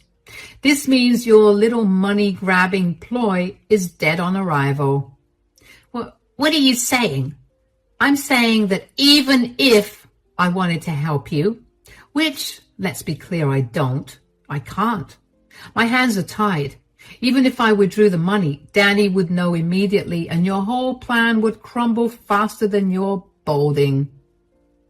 When that truth clicked for Bessie, her entire demeanor just crumbled like a house of cards. That wicked glint vanished from her steely eyes as the gravity of her situation hit home. Her own son had the ultimate say over my finances now, not her. Are you kidding me with this? After everything I sacrificed for that boy? Sorry, Bessie, but I would never hand over a single red cent without Danny's okay. And somehow I doubt he's going to be too keen on subsidizing your lifestyle after what you just tried to pull. Bessie refused to accept defeat so easily, though. She started frantically pacing around my driveway in a frenzy, ranting and raving about how it wasn't fair, and insisting I just disobey my husband and slip her a few bucks on the side without him knowing when that was working. And she said I should try and convince him to change his mind, but the both of us knew it was way too late for any of that. The despicable display was so unsightly that even our nosy neighbors from across the way cracked their windows to look at the commotion. This lunatic was making such a scene on my front steps, screeching about supposed debts she was owed by her own flesh and blood. I was mortified to have this happening in my home. Thank goodness Danny came to my rescue shortly after. Getting a heads up from my texts I managed to sneakily send to him when his mother arrived at the door. I managed to just send a come home quick text. He must have thought that my fever was flaring up again, but what he saw was much worse than that. When he pulled into the driveway and came storming up ready to throw down like some Old West cowboy defending his homestead, all the color immediately drained from Bessie's face. The look in my husband's eyes when he saw her, I could tell he was so close to just snapping and taking the situation into his own hands. But I had to stop Danny from doing anything too rash that he'd wind up regretting. Did she hurt you? What the hell do you think you're doing here, huh? Harassing my wife in our home? Are you serious, Bessie? Don't call me Bessie. I'm your mother, for God's sake. Like hell you are. You're not my mother. How many times do I have to tell you I want nothing to do with you? Danny, honey, don't call me that. I'm in a lot of trouble. I need your help. Well, that's too bad because I'm not helping you with Jack. You can take your beat-up lemon and leave my home before I call the cops. Charity, don't let him do this to me. Don't talk to her. Don't you ever talk to her. Talk to me. Babe, what did she want from you? What did she tell you? She told me that she needed some cash. She said she hired a PI to, I guess, figure out my financial standing and Well, that's basically it. You hired a PI to stalk my wife? Well, stalking is the wrong word. Tell me why I shouldn't sue you for everything you're worth right now, even though it isn't much. The satisfaction of taking you down is reward enough for the way you're acting. Bessie whimpered like a kicked dog, coming up with all sorts of excuses on how she's owed this money and that she was desperate. But Danny wasn't letting up. He was just thinking about how despicable Bessie had been by crossing the line and hiring some goon to cyber and physically stalk me in pursuit of her crusade. Danny was seeing red the entire time I filled him in, and when I finally got to the part about Bessie's misguided plan to shake me down for cash to pay off her debts, he just erupted. Are you kidding me with this garbage? I knew you were a devious witch, but stooping this low to wring money out of my own wife behind my back, you make me sick. Bessie started sobbing and carrying on about how her son had turned against her, playing the wounded doe act like usual. But Danny and I weren't falling for the crocodile tears. Save it, Mom. I'm not buying your pity party anymore. This is the last straw. You stepped way over the line by bringing charity into your toxic web of lies. Please, Danny, I'm your mother. I've made some mistakes, but you can't just abandon me like this. I need your help. They said they would cut off my fingers if I didn't give them their money. Please. She tried reaching out to grab Danny's arm, but he violently recoiled from her touch. The look of pure disgust and hatred on his face said it all. Need help? After everything you've put me through my entire life? You're delusional. He stepped towards Bessie, towering over her as she shrank back in fear. And for a second, I thought he might actually strike her, based on the anger burning in his eyes. You're a parasite, Mom, a toxic leech who only cares about herself. Well, I've got news for you. Those days of me being your helpless victim are over. For good. Bessie opened her mouth to respond, but Danny cut her off with a forceful finger in her face. Don't even try denying it. I remember every nasty comment, every drunken rant, every time you hit me, every time you forced me to sleep outside, and every time you made me feel like a worthless piece of garbage under your roof. Well, no more. Just hear me out. From this day forward, I'm cutting you out of my life completely. I'm getting a legal name change and I'm filing for a restraining order, the whole 9 yards. You'll never be able to worm your way into my family's life ever again. I'm disowning you, Bessie, and you will never see me or Charity or our little one. Never again. Little one? What do you mean? I'm pregnant, Bessie. What? Bessie's jaw dropped in shock, like she couldn't process what was going on. I think her son's harsh words, combined with the fact that I just hit her with a ton of bricks, was just a bit too much for her. Tears started streaming down her face as the reality set in. Danny, please, I'm begging you, don't shut me out. What about when the baby comes? Don't you want your own mother around for that? The baby deserves to have a grandmother.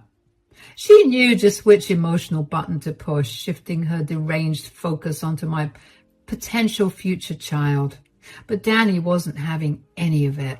Like hell I'd ever let you corrupt my own kid with your sickness. This is me putting my foot down once and for all. And besides, the baby will have a grandmother, Charity's mom, who's 1,000 times better than you will ever be.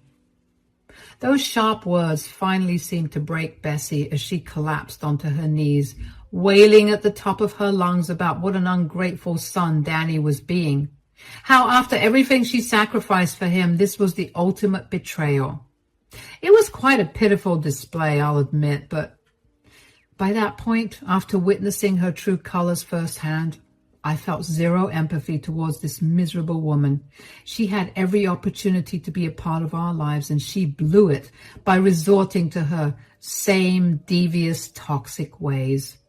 With Bessie reduced to a blubbering mess on my floor, Danny swiftly showed her the exit, making it clear in no uncertain terms that he never wanted to lay eyes on her again from that moment on.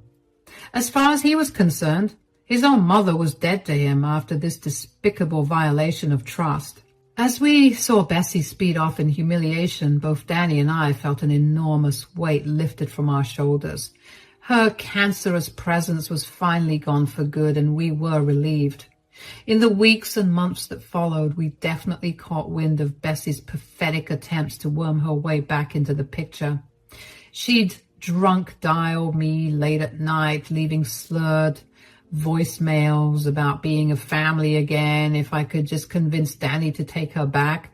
She even went as far as to track down our loved ones, spinning lies about being shut out for no reason, in hopes of them advocating on her behalf.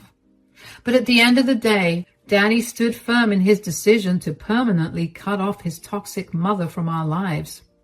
As for me, I also made it clear through legal channels that any further harassment from Bessie would be dealt with by the authorities. We managed to establish a nice sense of peace and tranquility, far away from her narcissistic ways and crocodile tears. Last I heard through the grapevine, Bessie had hit rock bottom, living out of her car, still stubbornly refusing to admit her own horrific wrongdoings were to blame for being exiled by the last loved ones she had left. Part of me felt a twinge of sadness over how far she had fallen, but the other part knew she had dug her own grave through decades of toxic behavior and mind games. In a way, I'm actually grateful Bessie showed her true colors when she did, as twisted as that may sound, because it showed me once and for all how strong my husband's moral fiber is compared to that insidious witch. How he was nothing like her, thank goodness. Our little family unit might be small and unconventional, but it's filled with more love, compassion, and respect than Bessie could ever comprehend. At the end of the day, what matters is Danny and I stuck to our values instead of catering to her toxic tantrums.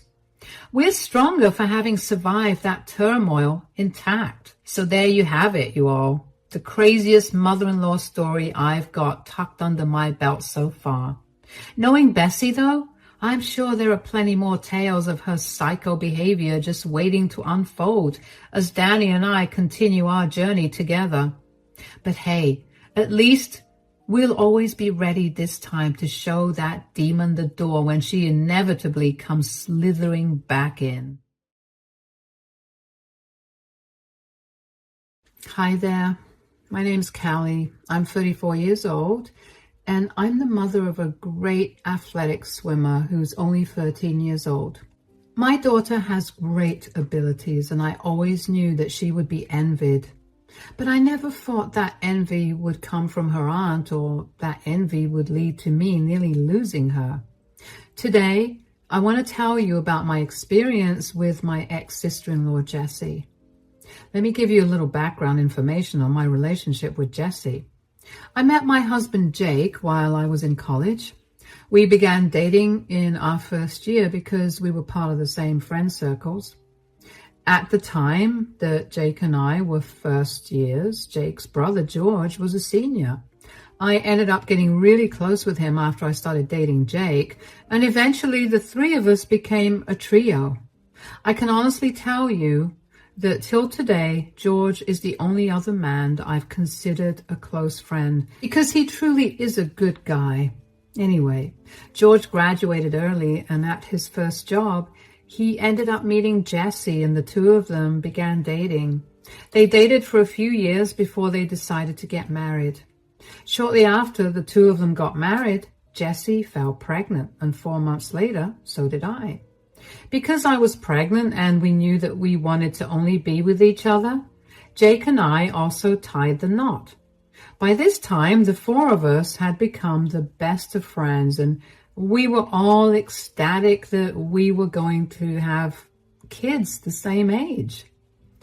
I never had any issues with Jessie until our daughters were born. Jessie's daughter is named Libby, and mine is Chloe. Libby and Chloe were born with only a few months difference between them, so they were always at the same level when it came to their education.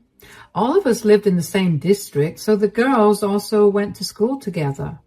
That's when I began to notice some disturbing behavior from Jessie. Jessie would become very controlling about the things that Libby did, especially if they were things that Chloe was doing as well. Whether it was the two of them playing hide and seek in the house or school tests, Jessie would always insist that Libby be the better one.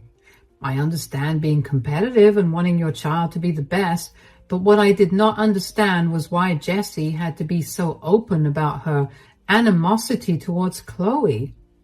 Chloe is a very gifted child, and I'm not saying that because I'm her mom. I've gotten those comments from every teacher of hers, so I know my daughter is very talented in a lot of things. This has always rubbed Jessie the wrong way, so she would take out her frustration on Chloe.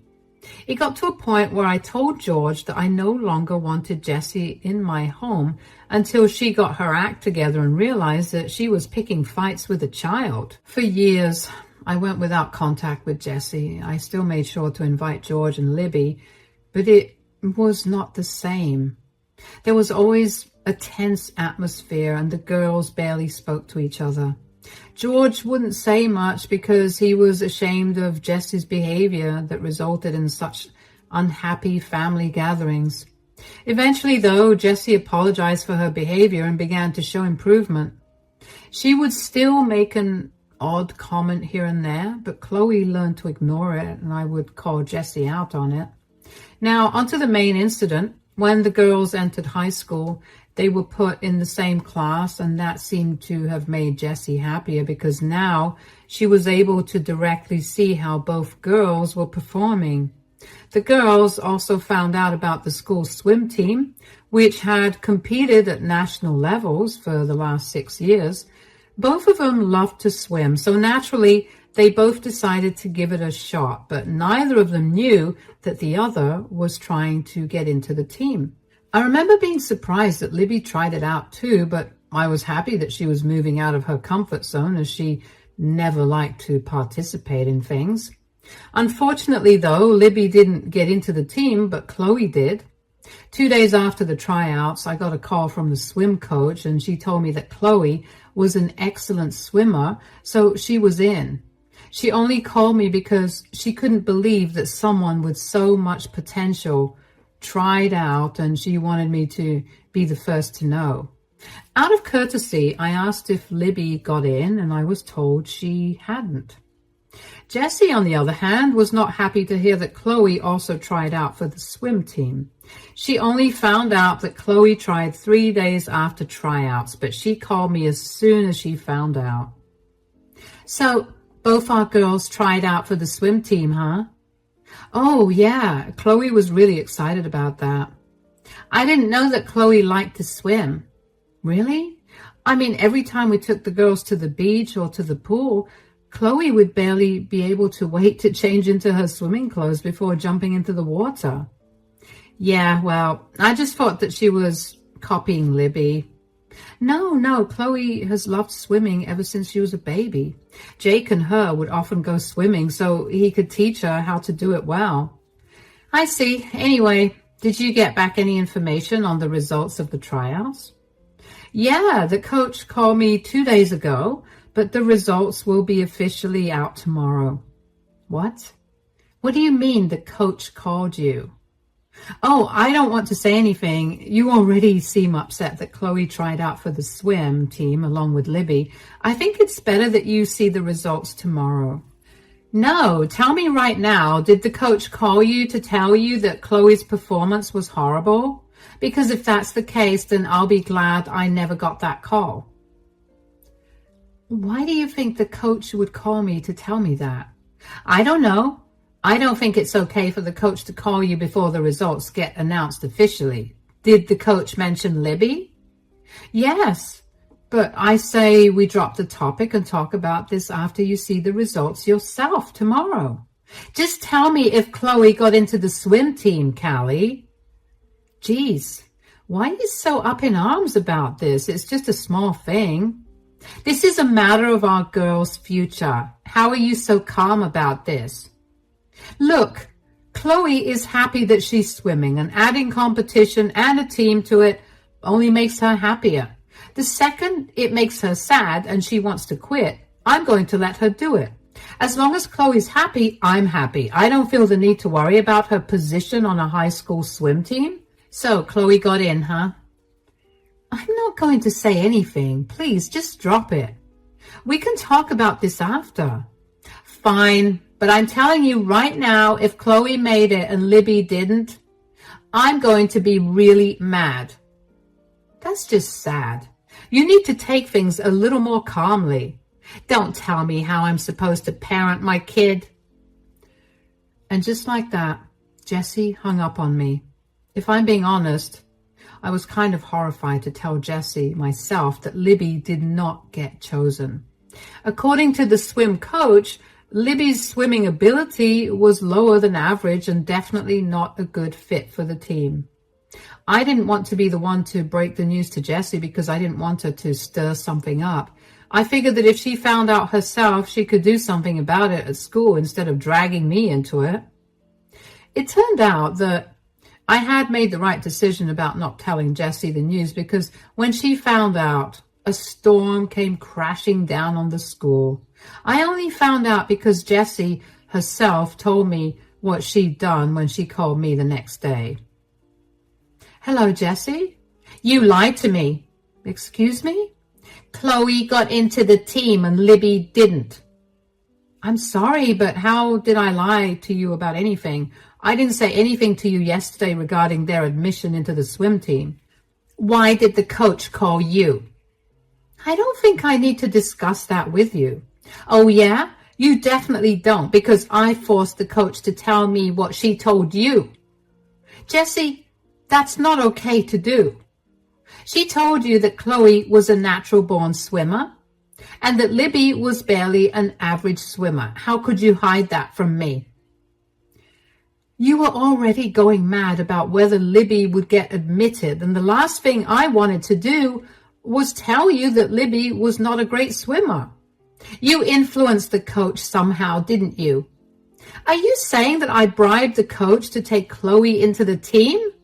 Yeah. Why else would she choose Chloe? Chloe's a whole year younger than Libby.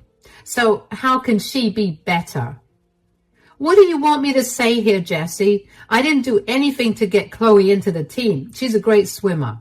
And the coach recognized her talent. The coach only called me because she thought Chloe had amazing potential and she tried to convince me to let Chloe continue swimming professionally. I asked about Libby out of courtesy, and the coach let me know that Libby was a good swimmer, just not great for a team. You can't possibly pit two tweens against each other because you're upset. So what if Chloe's a year younger? Your age has never defined your abilities. Don't try to act all high and mighty with me. I know that you did something to get Chloe into that swim team. Look, you can believe whatever you want to, but I promise you that I had nothing to do with Chloe getting into the swim team. Whatever she did it because she had the potential and her coach recognized it. Just don't make the girls hate each other because of this. I'm sure that with a little more practice, Libby can try again in a year and make it into the team. I don't want to wait a year for Libby to join the team. You've ruined her life. Jessie, please. Stop being so dramatic. Shut it. Do not expect me to be nice to you or Chloe. Once again, Jessie hung up on me. I did not understand why she was so angry at Chloe for simply being good at something. I tried my best to shield Chloe from Jessie's insults and behavior over the next few months. The issue was that Chloe and Libby were close now that they shared a class, but because Jessie hated that Chloe was on the swim team, she began to restrict Libby from hanging out with Chloe. If I stopped inviting Jessie over, then I was sure that she would not let George or Libby come over, and I did not want to lose them. Chloe learned to let Jessie's mockery roll off her back, but that would only irritate Jessie more. Eventually, I decided enough was enough and told Jessie to never come back to my house and to stay away from Chloe. As I predicted, George and Libby stopped coming over after that. George only texted me an apology, but I knew he felt torn between choosing between his brother and his best friend and his wife. Months passed that way, and Chloe was doing great on the swim team. Sometimes I'd run into Libby at school whenever I'd pick Chloe up, and I'd check in on her, but that was the extent of my conversation with her. And then one day I got a call from Chloe's school telling me that Chloe was found passed out in the locker room an hour into practice. I cannot even begin to tell you how scared I was. The school told me that she was rushed to the hospital, so I rushed there as well. And when I got there, the doctors were still conducting tests on her. And after a little while, Chloe's blood reports showed a high amount of sleeping tablets in her system. The doctors and nurses worked hard to flush her stomach, and when she was stabilized, they told me that she would wake up in a few hours. At that time, all I could think about was how lucky I was that the pills didn't kill my baby, and how she could have possibly gotten her hands on those pills. I ended up falling asleep when the panic settled, but I was woken up when Chloe called out to me. "Mom, why am I in hospital?" "Oh, sweetie, you're awake." "Yeah, when did I fall asleep? I remember going to the locker room, and now I'm here. What happened?" "Well, the school called me at around 5 to tell me that you were found passed out in the locker room. The doctor ran some tests on your blood, and the report said that you had a large amount of sleeping pills in your system. They had to flush the pills out of your system." "Why did you take so many pills? And how did you even get your hands on them?" "Sleeping pills? Mom, I swear I didn't take any sleeping pills. Why would I even take them right before swimming practice?" "Yeah, you're right. I'm not blaming you, sweetie. I'm just freaking out, okay? It was really scary to get that call." "I get that. I'm sorry for freaking you out, Mom." "No, you have nothing to apologize for, darling, but I do need you to help me figure out how you managed to ingest these pills." "Of course. I didn't eat anything at the cafeteria or from anybody else. I only ate the food you gave me, and I only drank water." "Are you sure? You had to have ingested these somehow. Think harder, darling. Maybe you took a bite out of one of your friend's foods or something?" "No, Mom. All of them ate from the cafeteria, and I was there with them the entire time, so there's no way that any of them could have slipped anything in the food. Even if they did, I didn't eat out of their plates at all. Also, they're my friends. There's no way that they would have did this to me." "Okay, then did someone on the swim team give you a drink or something?" "Not at all." "Wait, Libby handed me an energy drink today. I tried to tell her that I didn't want it, but she told me that Aunt Jessie had specifically bought it for me as an apology for her behavior. So I took it." "You don't think that Aunt Jessie messed with the drink, right, Mom?" "I have no idea, but I wouldn't eliminate that possibility. Do you still have the drink?" "Yeah, it's in my backpack." "All right, we'll send that for testing and we'll see. But for now, you need to rest up. You're going to feel woozy for a while." Yeah, I already feel like that." "You can sleep, sweetie. I'll be right here." My head was swimming with confusion. I knew that Jessie did not like Chloe because Libby was unable to keep up with Chloe, but I never for even 1 second thought that Jessie would be capable of hurting Chloe. I knew that Libby would never hurt Chloe like that because Chloe's told me of how Libby always cries whenever she's at our place because she feels bad that Jessie treats Chloe badly and forces Libby to treat Chloe the same way. I sent the drink from Chloe's bag for testing, and in a week, I got the results. They were full of sleeping pills. I was enraged, but I knew I needed more information, so I headed to the school. Chloe was still resting at home, but word had gotten out in school, so everybody knew what had happened to her. I waited at the drop-off for Libby, and when I finally spotted her, I ran up to her. "Hi, Libby, sweetie." "Oh, Aunt Callie, I'm actually really busy. I need to head home immediately." "Sweetie, please, I just need 2 minutes with you. I'll buy you some ice cream. It's a hot day, so I'm sure you'll like it." I'm not so sure. Mom told me to come back as soon as I can without stopping for anything or anyone." "I promise you, it'll be okay. Besides, I'm your aunt, so your mom won't be too worried. How do you like the idea of an ice cream? Sure. All right. There's an ice cream shop right around the corner. Should we walk it? All right. While we're walking, I did want to ask you about something. I promise you I had nothing to do with what happened to Chloe. Sweetie, I didn't even mention Chloe. How did you know that I was going to ask about her? I mean, it seemed only natural that you would ask me about Chloe when, she made it to the swim team and I didn't. I would never blame you for it or for being jealous. Are you jealous of Chloe, though? Absolutely not. I saw her tryouts and my gosh, she can really swim. As soon as I saw her and the other people who tried out, I knew that there was no way that I was going to get accepted into the team. And I'm completely okay with that.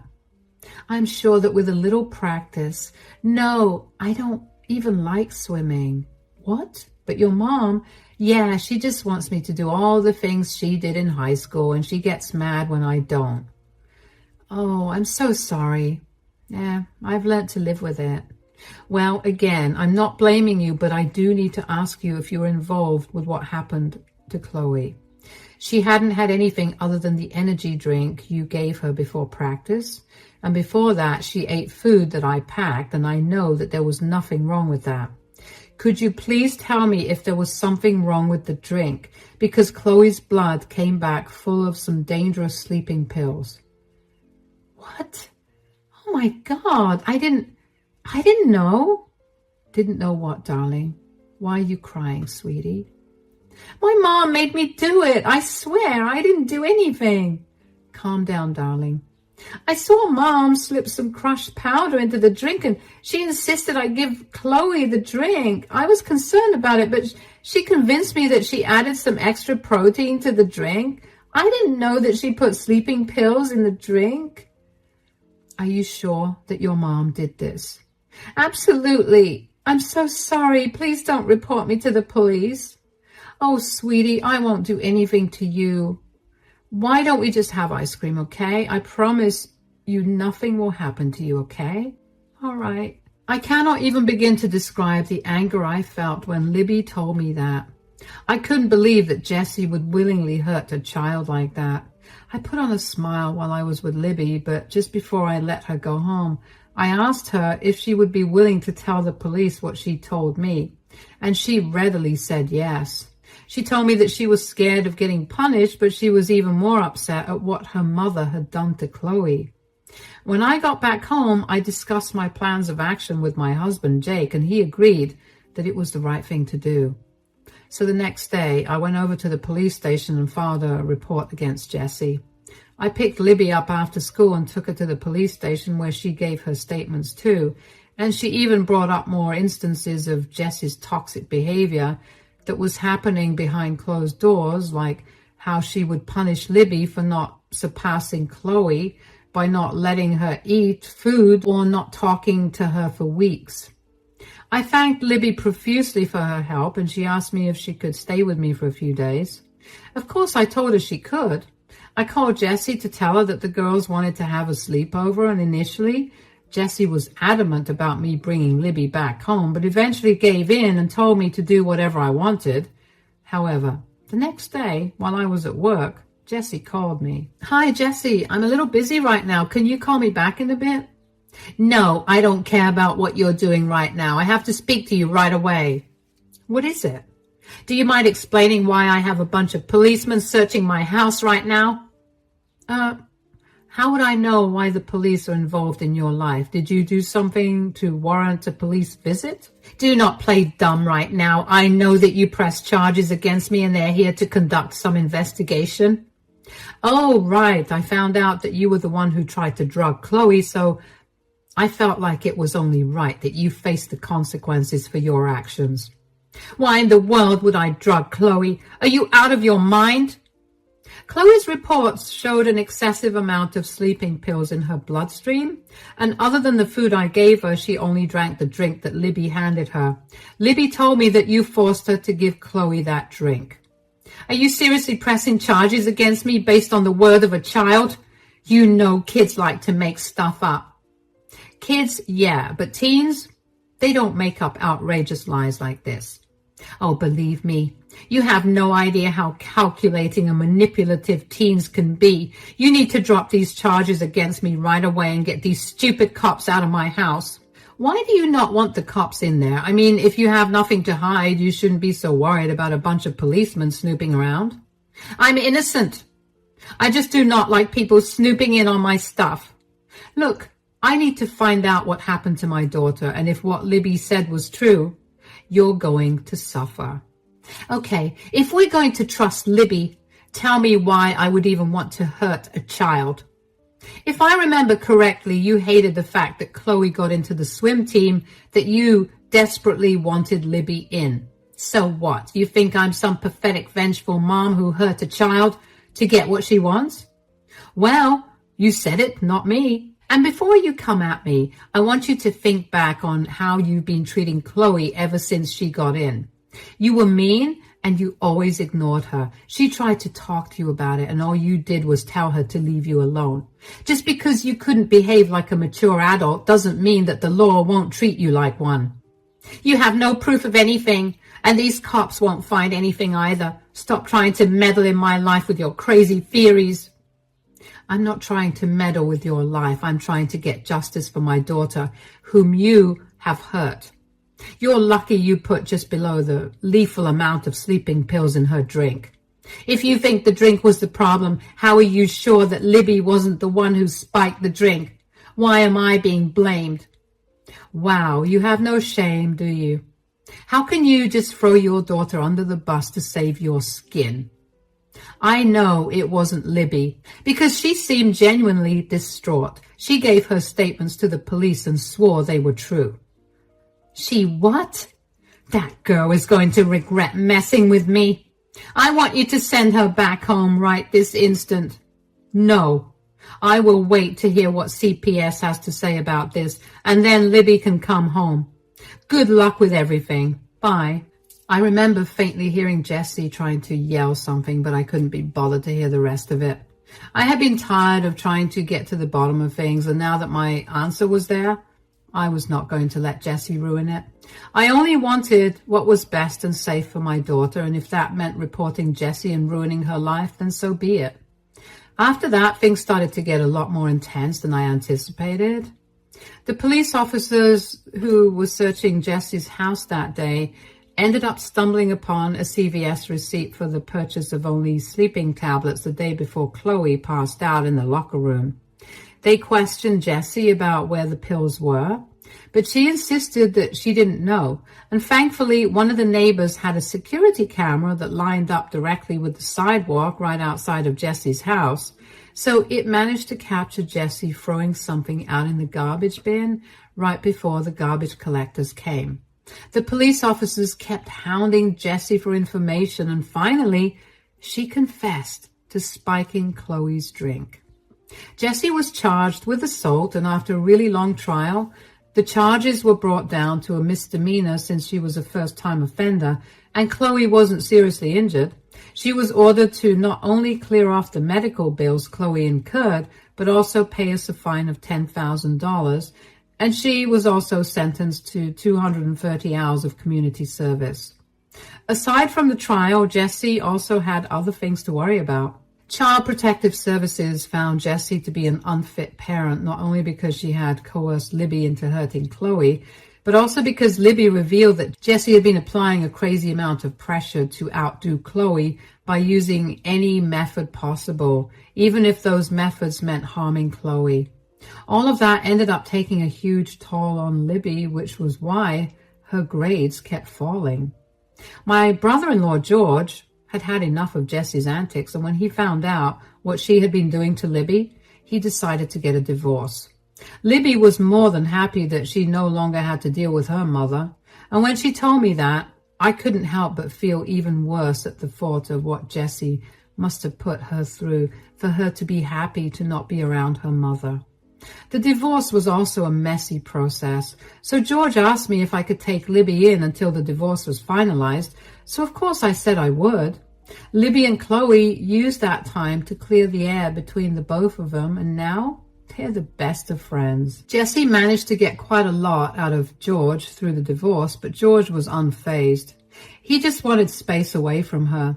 Thankfully, George managed to keep the house because he inherited it from his grandfather, so Jessie had no right to it. Jessie had nowhere else to go either because her family refused to take her in when they found out what she'd done. She managed to put herself up in a motel for a while, and she kept calling and texting me to tell me how I'd ruined her life. She's been struggling to get a job because her last one fired her when her actions were brought to light.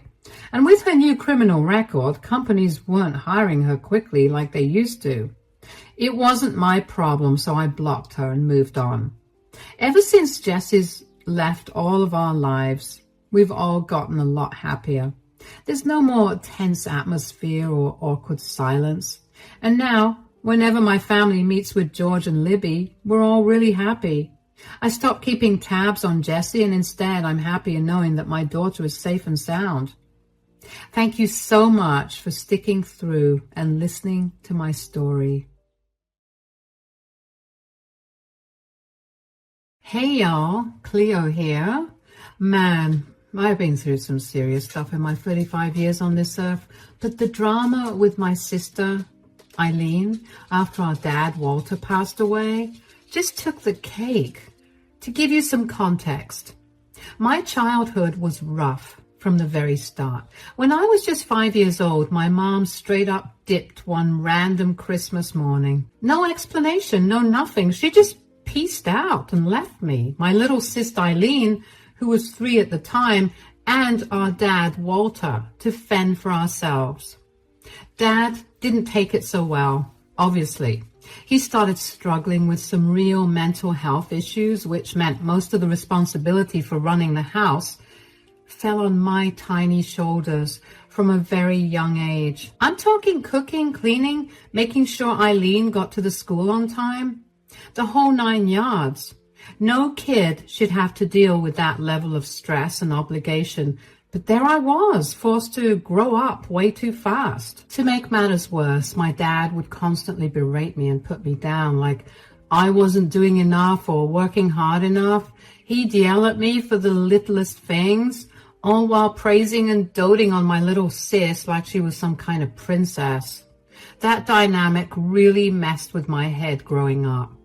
By the time I was 16, I had dropped out of high school and was working a whopping 3 jobs to keep our household afloat. Why? Well, according to my dad, he was just about to propose this $1 million business idea to some hotshot investors, and he didn't have time to work a 9 to 5. He had dreams he had to fulfill. Trust me, you guys, I know this is going to work. You just have to have a little bit of faith. Just keep working hard for us, Cleo, okay? Let me work on this model and get these hotshots to invest in it. Man, they'll be punching the air when they realize they didn't come up with this. I'm telling you. Just a couple more years and we'd all be set for life after that. I promise. Yeah, right. Like I hadn't heard that one before. You see, my dad had this nasty habit of filling our heads with these big dreams and empty promises so he didn't have to be the one putting in any real work. Of course, this big break never came, leaving me as the family's workhorse and sole breadwinner, while Eileen got to breeze through life without a care in the world.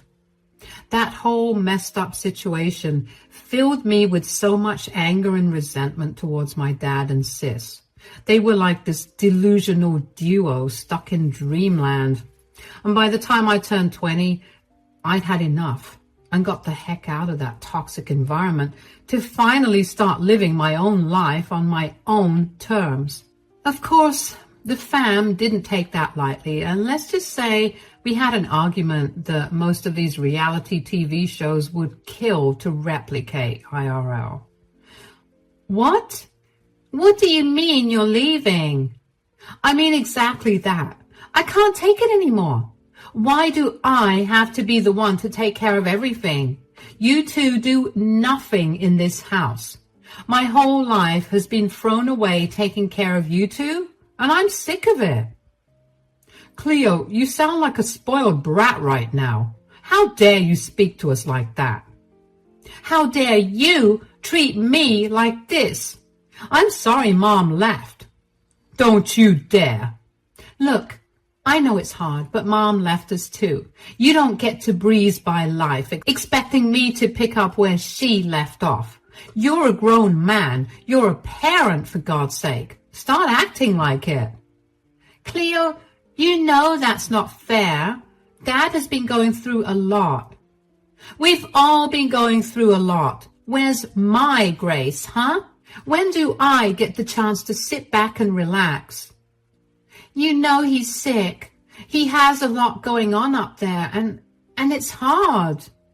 I don't care anymore. I can't keep being the emotional punching bag you two want to take your frustrations out on. So what? You're just gonna leave, huh? Just like your mother? That's not fair, Dad. I'll tell you what's not fair. Having to lose two of our family members, and not because of anything crazy like a car accident or cancer, but all because they wanted to. How selfish are you, Cleo, leaving like this after everything? Really? Clearly, you two don't get it. And that's okay. I didn't tell you this to have a debate about it. I told you because it's common courtesy. Whatever. Just leave. Leave just like how everyone else does. You're a child. Good luck surviving without me and Eileen. God, I hope you realize that you're better than this. I hope you find the strength one day to leave. Don't try and poison your sister with your delusional thoughts. You're calling me delusional? Pray tell, how is your business model going right now, The one that was so impressive and so lucrative? Where's the money, Dad? That's it. Get out of here. Just go. I was already leaving. You will not try and convince your sister of your lies. Eileen, don't listen to her. She's clearly lost her mind. Don't you worry. Everything's going to work out for us. We don't need her. For the next decade, my dad and I barely spoke. Eileen tried to coax me back into the house on several occasions, but I wasn't having any of it, especially since my dad was being such a sourpuss about everything. Our relationship seemed to be too broken to fix, I guess. And honestly, I didn't even care at that point. I was chasing my own dreams, busting my butt to make something of myself without having to rely on anyone else's empty word. Things were decent for those 10 years. I managed to get my GED and I began working in customer service. And I was also working as a retail sales associate. I wasn't rich by any means, but life was simple and quaint and cute, and I thoroughly enjoyed working for myself and not for anyone else. Then, right around my 30th birthday, I got this frantic call from Eileen begging me to come back home because our dad had fallen seriously ill. Part of me didn't want to go after how they both treated me, but the other part knew I'd regret not making things right before it was too late. So I hauled myself back to that house I had happily escaped years prior, and I have to admit I was pretty shocked by what I found. Somehow, some way, my dad had actually made a modest name for himself in the business world after all those years of chattering and waffling. I was darn near impressed. He was no millionaire by any means, but he was definitely a lot more well off than when I had left. I could tell because the house got some serious upgrades. Everything looked newer and cleaner. We even had a pool in the backyard. Things were looking great, and I would be lying if I said I didn't feel a pang of jealousy and resentment, seeing them live the life that I would have killed for. Unfortunately, though, all that money in the world couldn't save him from the cancer diagnosis Eileen and Walter had been keeping a secret from me for some time. Apparently, he had been battling it for 3 years before that point. When I heard that, my heart just sank. Once it became clear the situation was grim, Eileen finally came clean to me so I could have a chance to make peace with our dad before he passed. Those final months with Walter were heavy, to say the least. After all the years of distance and bitterness between us, we were suddenly trying to make up for so much lost time in such a short window. Part of me still resented him for the crappy childhood he subjected me to, but I tried to let that go in those final moments that we had left together. Cleo, after all these years, I don't know what to say. You don't have to say anything, Dad. Eileen told me everything. Although, even if she didn't tell me anything, seeing you now confirms everything. I know, I look terrible. No, you look strong. Like you've been fighting for a long time. I have. Why didn't you reach out to me sooner? We thought you were still mad. I mean, I am, but this is serious. I could have helped you guys. We didn't want you to worry. We didn't want to ruin your life. Please, I've been worrying since I popped out of the womb. I'll always worry. Oh, Cleo, how we've missed you. Surprisingly, though, I actually found myself bonding more with Eileen than I ever had before, too. See, while I'd been out chasing my dreams, my little sis had been making her own waves in the business world, too.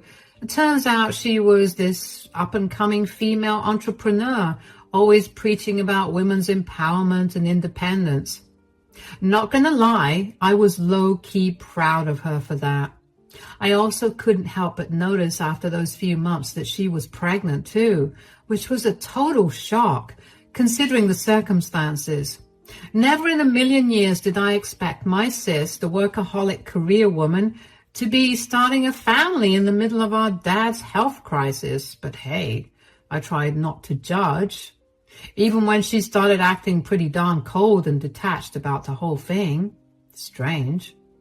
Once my dad passed away with both his daughters by his side, Eileen's behavior went from odd to just downright disturbing. She suddenly became this heartless, calculated woman, dead set on rushing through the funeral and getting to the will reading as quickly as humanly possible. She literally said this to me 10 minutes after Dad passed. Okay, so let's get this funeral thing started, no? I don't have time to waste. Eileen, it's been like 10 minutes. We don't have to do anything now. We can just, grieve. Well, I'd prefer if we get this show on the road. I have things to do, like I said. Do you want to stay here and deal with the mortuary guys? I have a meeting I have to go to. Eileen, what the hell is wrong with you? What? He just died, Eileen. Practically right in our arms. Can you stop being so business savvy for 2 minutes? Oh, honey, don't you know time is money and I have none to waste? Wow, you really changed, huh? Yeah, Cleo. It's called growing up. Funny, I remember you saying those exact same words to Dad right before you abandoned us. I didn't say them to you. I was telling Dad. And wait a minute. I didn't abandon you guys. You have no right to play the saint right now, Cleo. You don't know how hard things were when you left. Dad threw me right into making plans for myself not long before he got his diagnosis, okay? And he taught me that time stops for no one. If I wanted to make a name for myself, I had to work my fingers to the bone. So please don't come here with your high and mighty stuff. I don't have time for it. I, being the overthinker I am, kept trying to give her the benefit of the doubt. Maybe she was just coping with the grief in her own way. Maybe the pregnancy hormones were making her loopy. Whatever the reason, I figured I'd give her some space for the time being until we could actually talk things through. Well, that night after I finished preparing my dad's body for burial, my attempt at being the bigger person utterly backfired.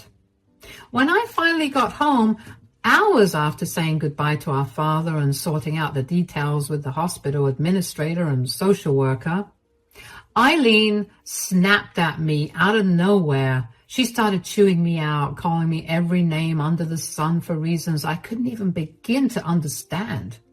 I tried to diffuse the situation and understand where her anger was coming from, but it was like talking to a brick wall. Where the hell have you been? What are you talking about? I was at the hospital doing as you'd asked. I talked to the hospital administrator about their policies regarding embalming and taking care of the body. There was a social worker too. I wish you'd stayed to talk to her for a bit. She was really helpful. We missed the lawyer because of you. Lawyer? What lawyer?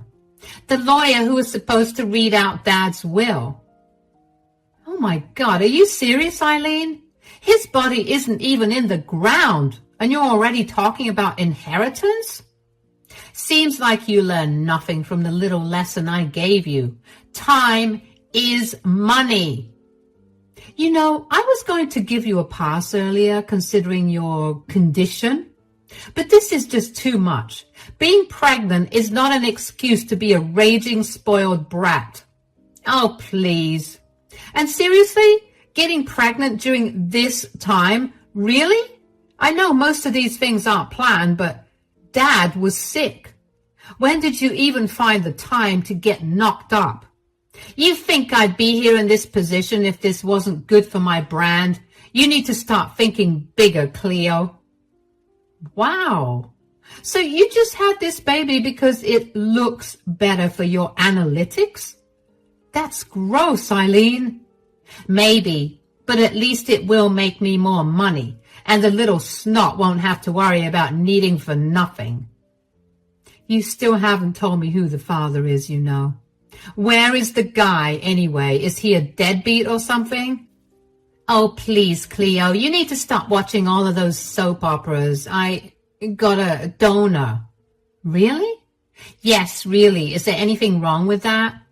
An independent woman not needing a man anymore? I didn't say that, Eileen. I just worry about you.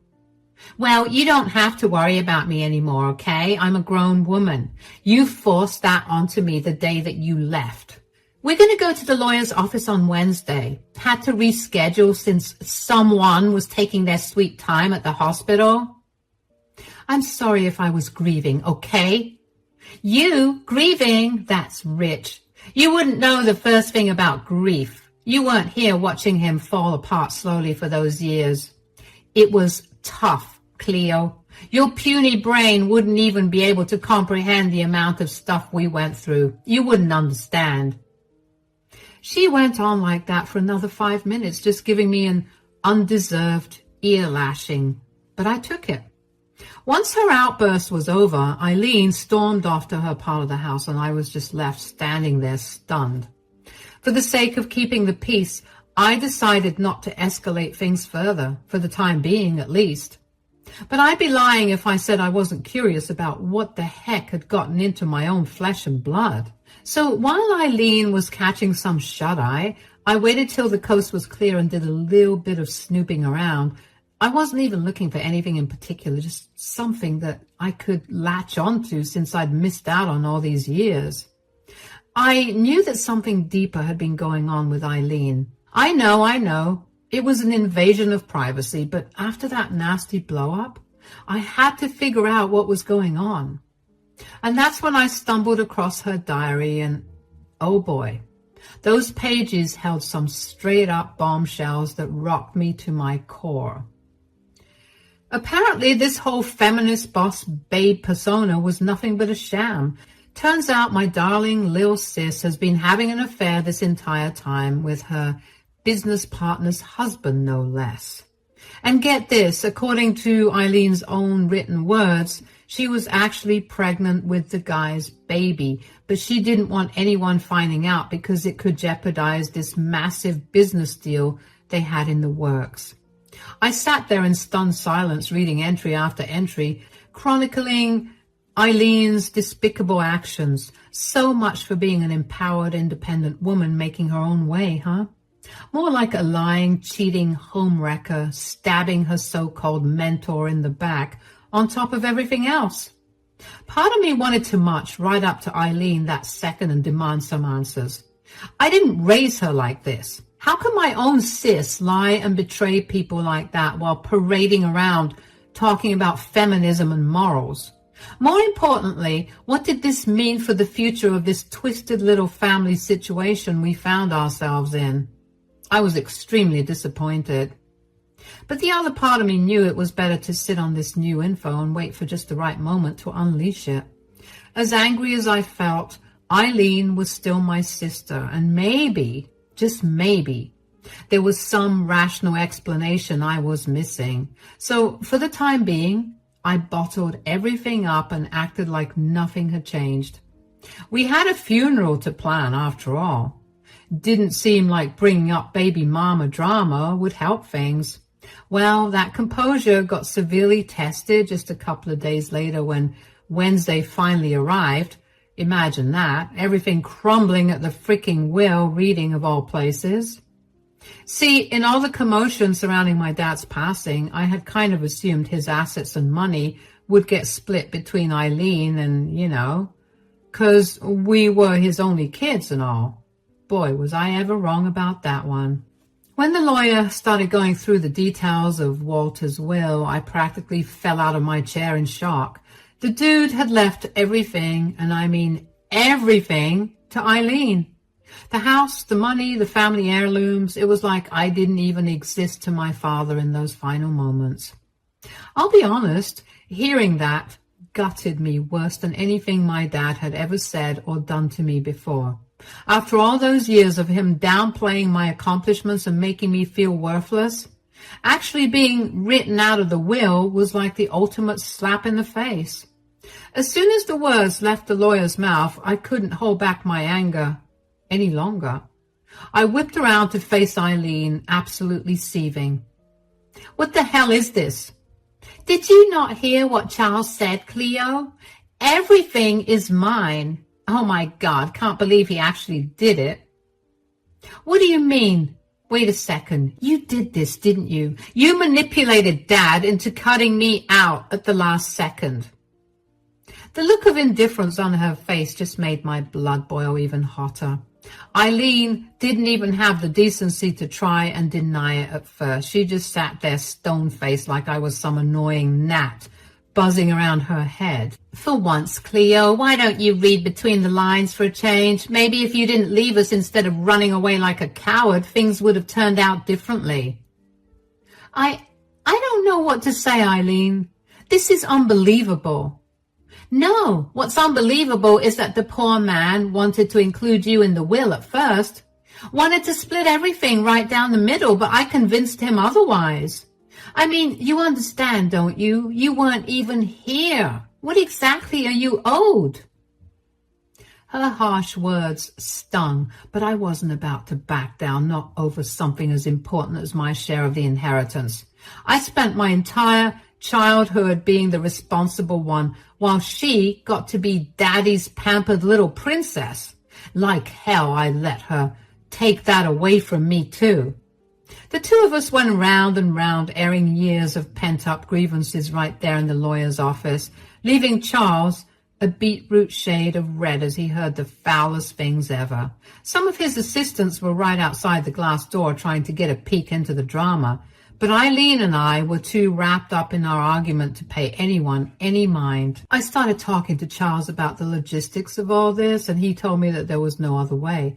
Everything had been signed a little bit after I had arrived back home to spend some time with Dad. And even though he was ill, he was still in his right state of mind.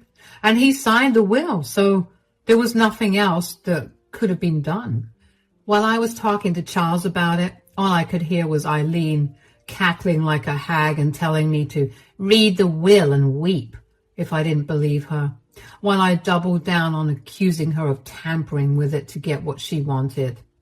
In the end, my pregnant sis just stormed out of there in a huff, whining about how she didn't have time for this nonsense, her new catchphrase, and ordering me to leave her house once and for all if I didn't like the situation. Can you believe the audacity of this chick? Completely overwhelmed by the whole ordeal, I spent the rest of that day roaming around town, reminiscing about happier childhood memories at spots like the park and the zoo near Woodson Creek. I know I was really young at the time, but if I thought about it long enough, I could remember back to when I was 4 and Eileen was just 1, and my mom was still around and we were laughing at all these places. You know, all those little places a normal family would have made great memories together. If we were anything close to a normal family, that is. Revisiting those old haunts actually helped calm me down, at least for a little while. But as soon as I pulled up to to Eileen's place later that night, the rage came surging back like a ton of bricks. Before I could even get out of the car, I noticed big overstuffed suitcases lining the front walkway, and that just ticked me off all over again. And when I walked into the house and into my room, I saw that everything had been completely cleared out, like I had never even lived there at all. It was so messed up. And for the millionth time that month, my heart broke. Eileen ambushed me right then and there, sneering like the Grinch who had just stolen Christmas. There, I packed up all your junk for you, so why don't you take a hike already? At that point, everything I had been holding in for years came bubbling out in a torrent.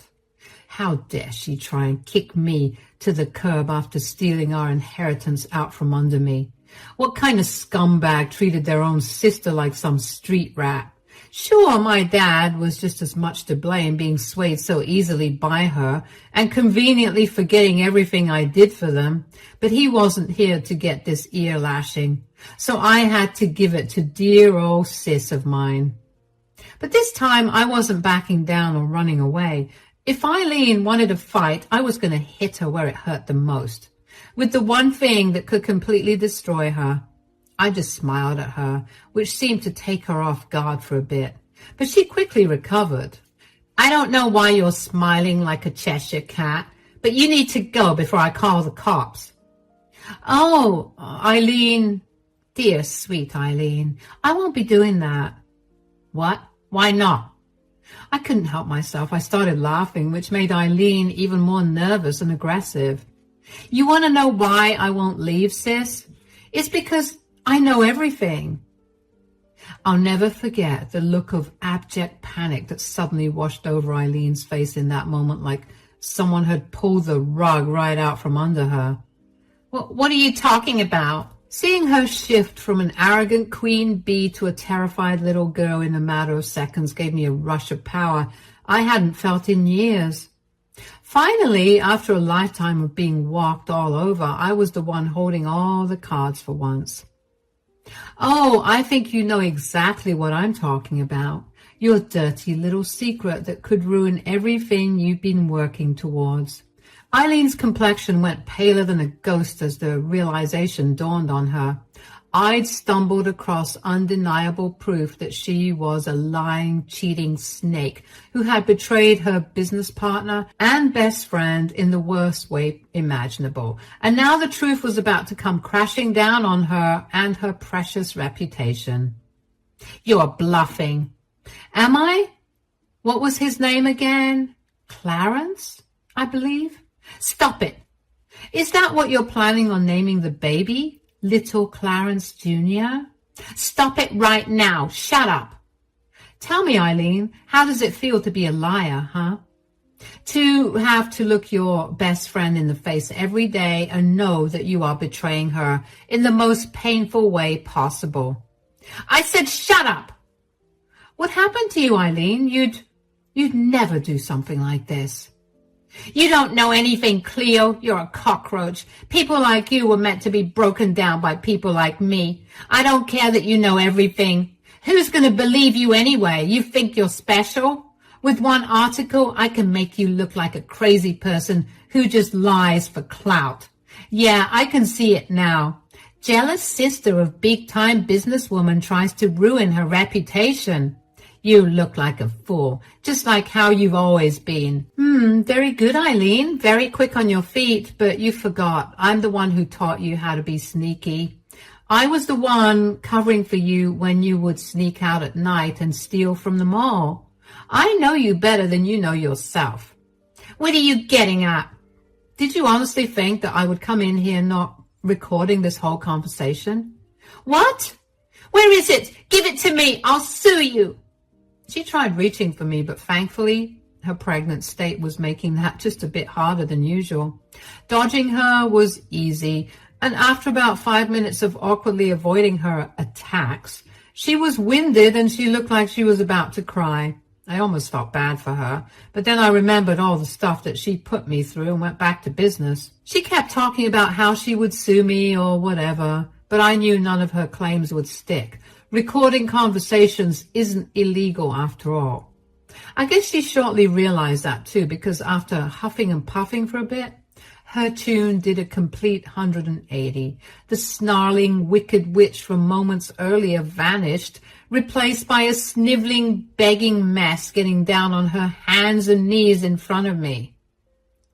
"Cleo, please, you can't tell anyone. It would ruin everything I've worked for, all my dreams.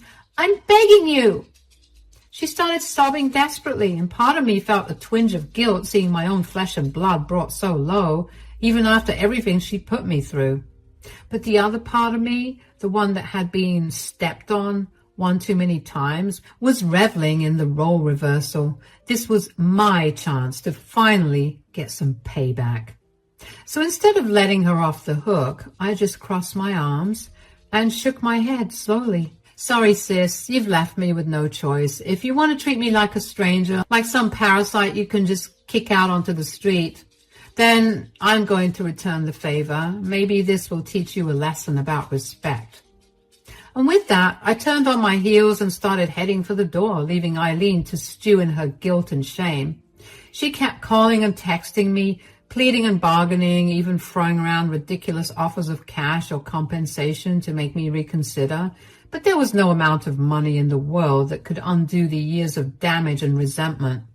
Once I got to my car, I pulled out my phone and started working on my contacts. By morning, Eileen's sordid secret would be splashed all over the tabloids and gossip rags, putting her tanking reputation on blast for the entire nation to see. Maybe then she'd finally realize that betraying your own family has consequences too. The fallout was nothing short of catastrophic. It turns out that by the time that Eileen and her co-worker, Meg, and her affair partner, Clarence, got the news, they were right in the public eye, performing a ribbon-cutting ceremony with the mayor regarding the opening of a new library. Yet another project that dear old Eileen worked on to boost her image. Such a shame how everything turned out afterwards. It was wild. Meg, after being notified on her phone and getting enough embarrassed stares to kill someone, tried to slap Eileen, but couldn't because she was pregnant, obviously. So instead, she slapped Clarence. The mayor just looked disgusted with everything, and the whole event was ruined. Eileen was a snotty, bawling mess, and her face became a meme in no time. Twitter is a very scary place, folks. As the weeks went by, I couldn't help but revel in the beautiful disaster that Eileen's life had become. There she was on TV, giving groveling apology after groveling apology as her business empire crumbled around her. Turns out that folks don't like investing in shady businesswomen who tear other people down. The launch of her big underwear line got derailed in spectacular fashion, and of course, her relationship with the sleazeball business partner was well and truly torpedoed once his wife filed for divorce. Meanwhile, as Eileen went into hiding from the paparazzi looking to catch her next public meltdown, I kicked back and enjoyed my newfound freedom from my place. All those years of her treating me like trash, calling me a waste of space and a disappointment, everything was finally coming full circle in my favor.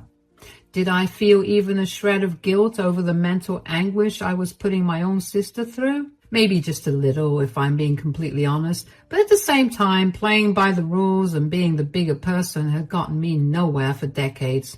Sometimes you just have to fight fire with fire and watch everything burn down. So while Eileen was at her lowest of lows, begging for mercy and a second chance, I just sat back and watched the flames burn a little brighter. In my mind, this was long overdue, a small slice of justice after years and years of being overlooked and unappreciated.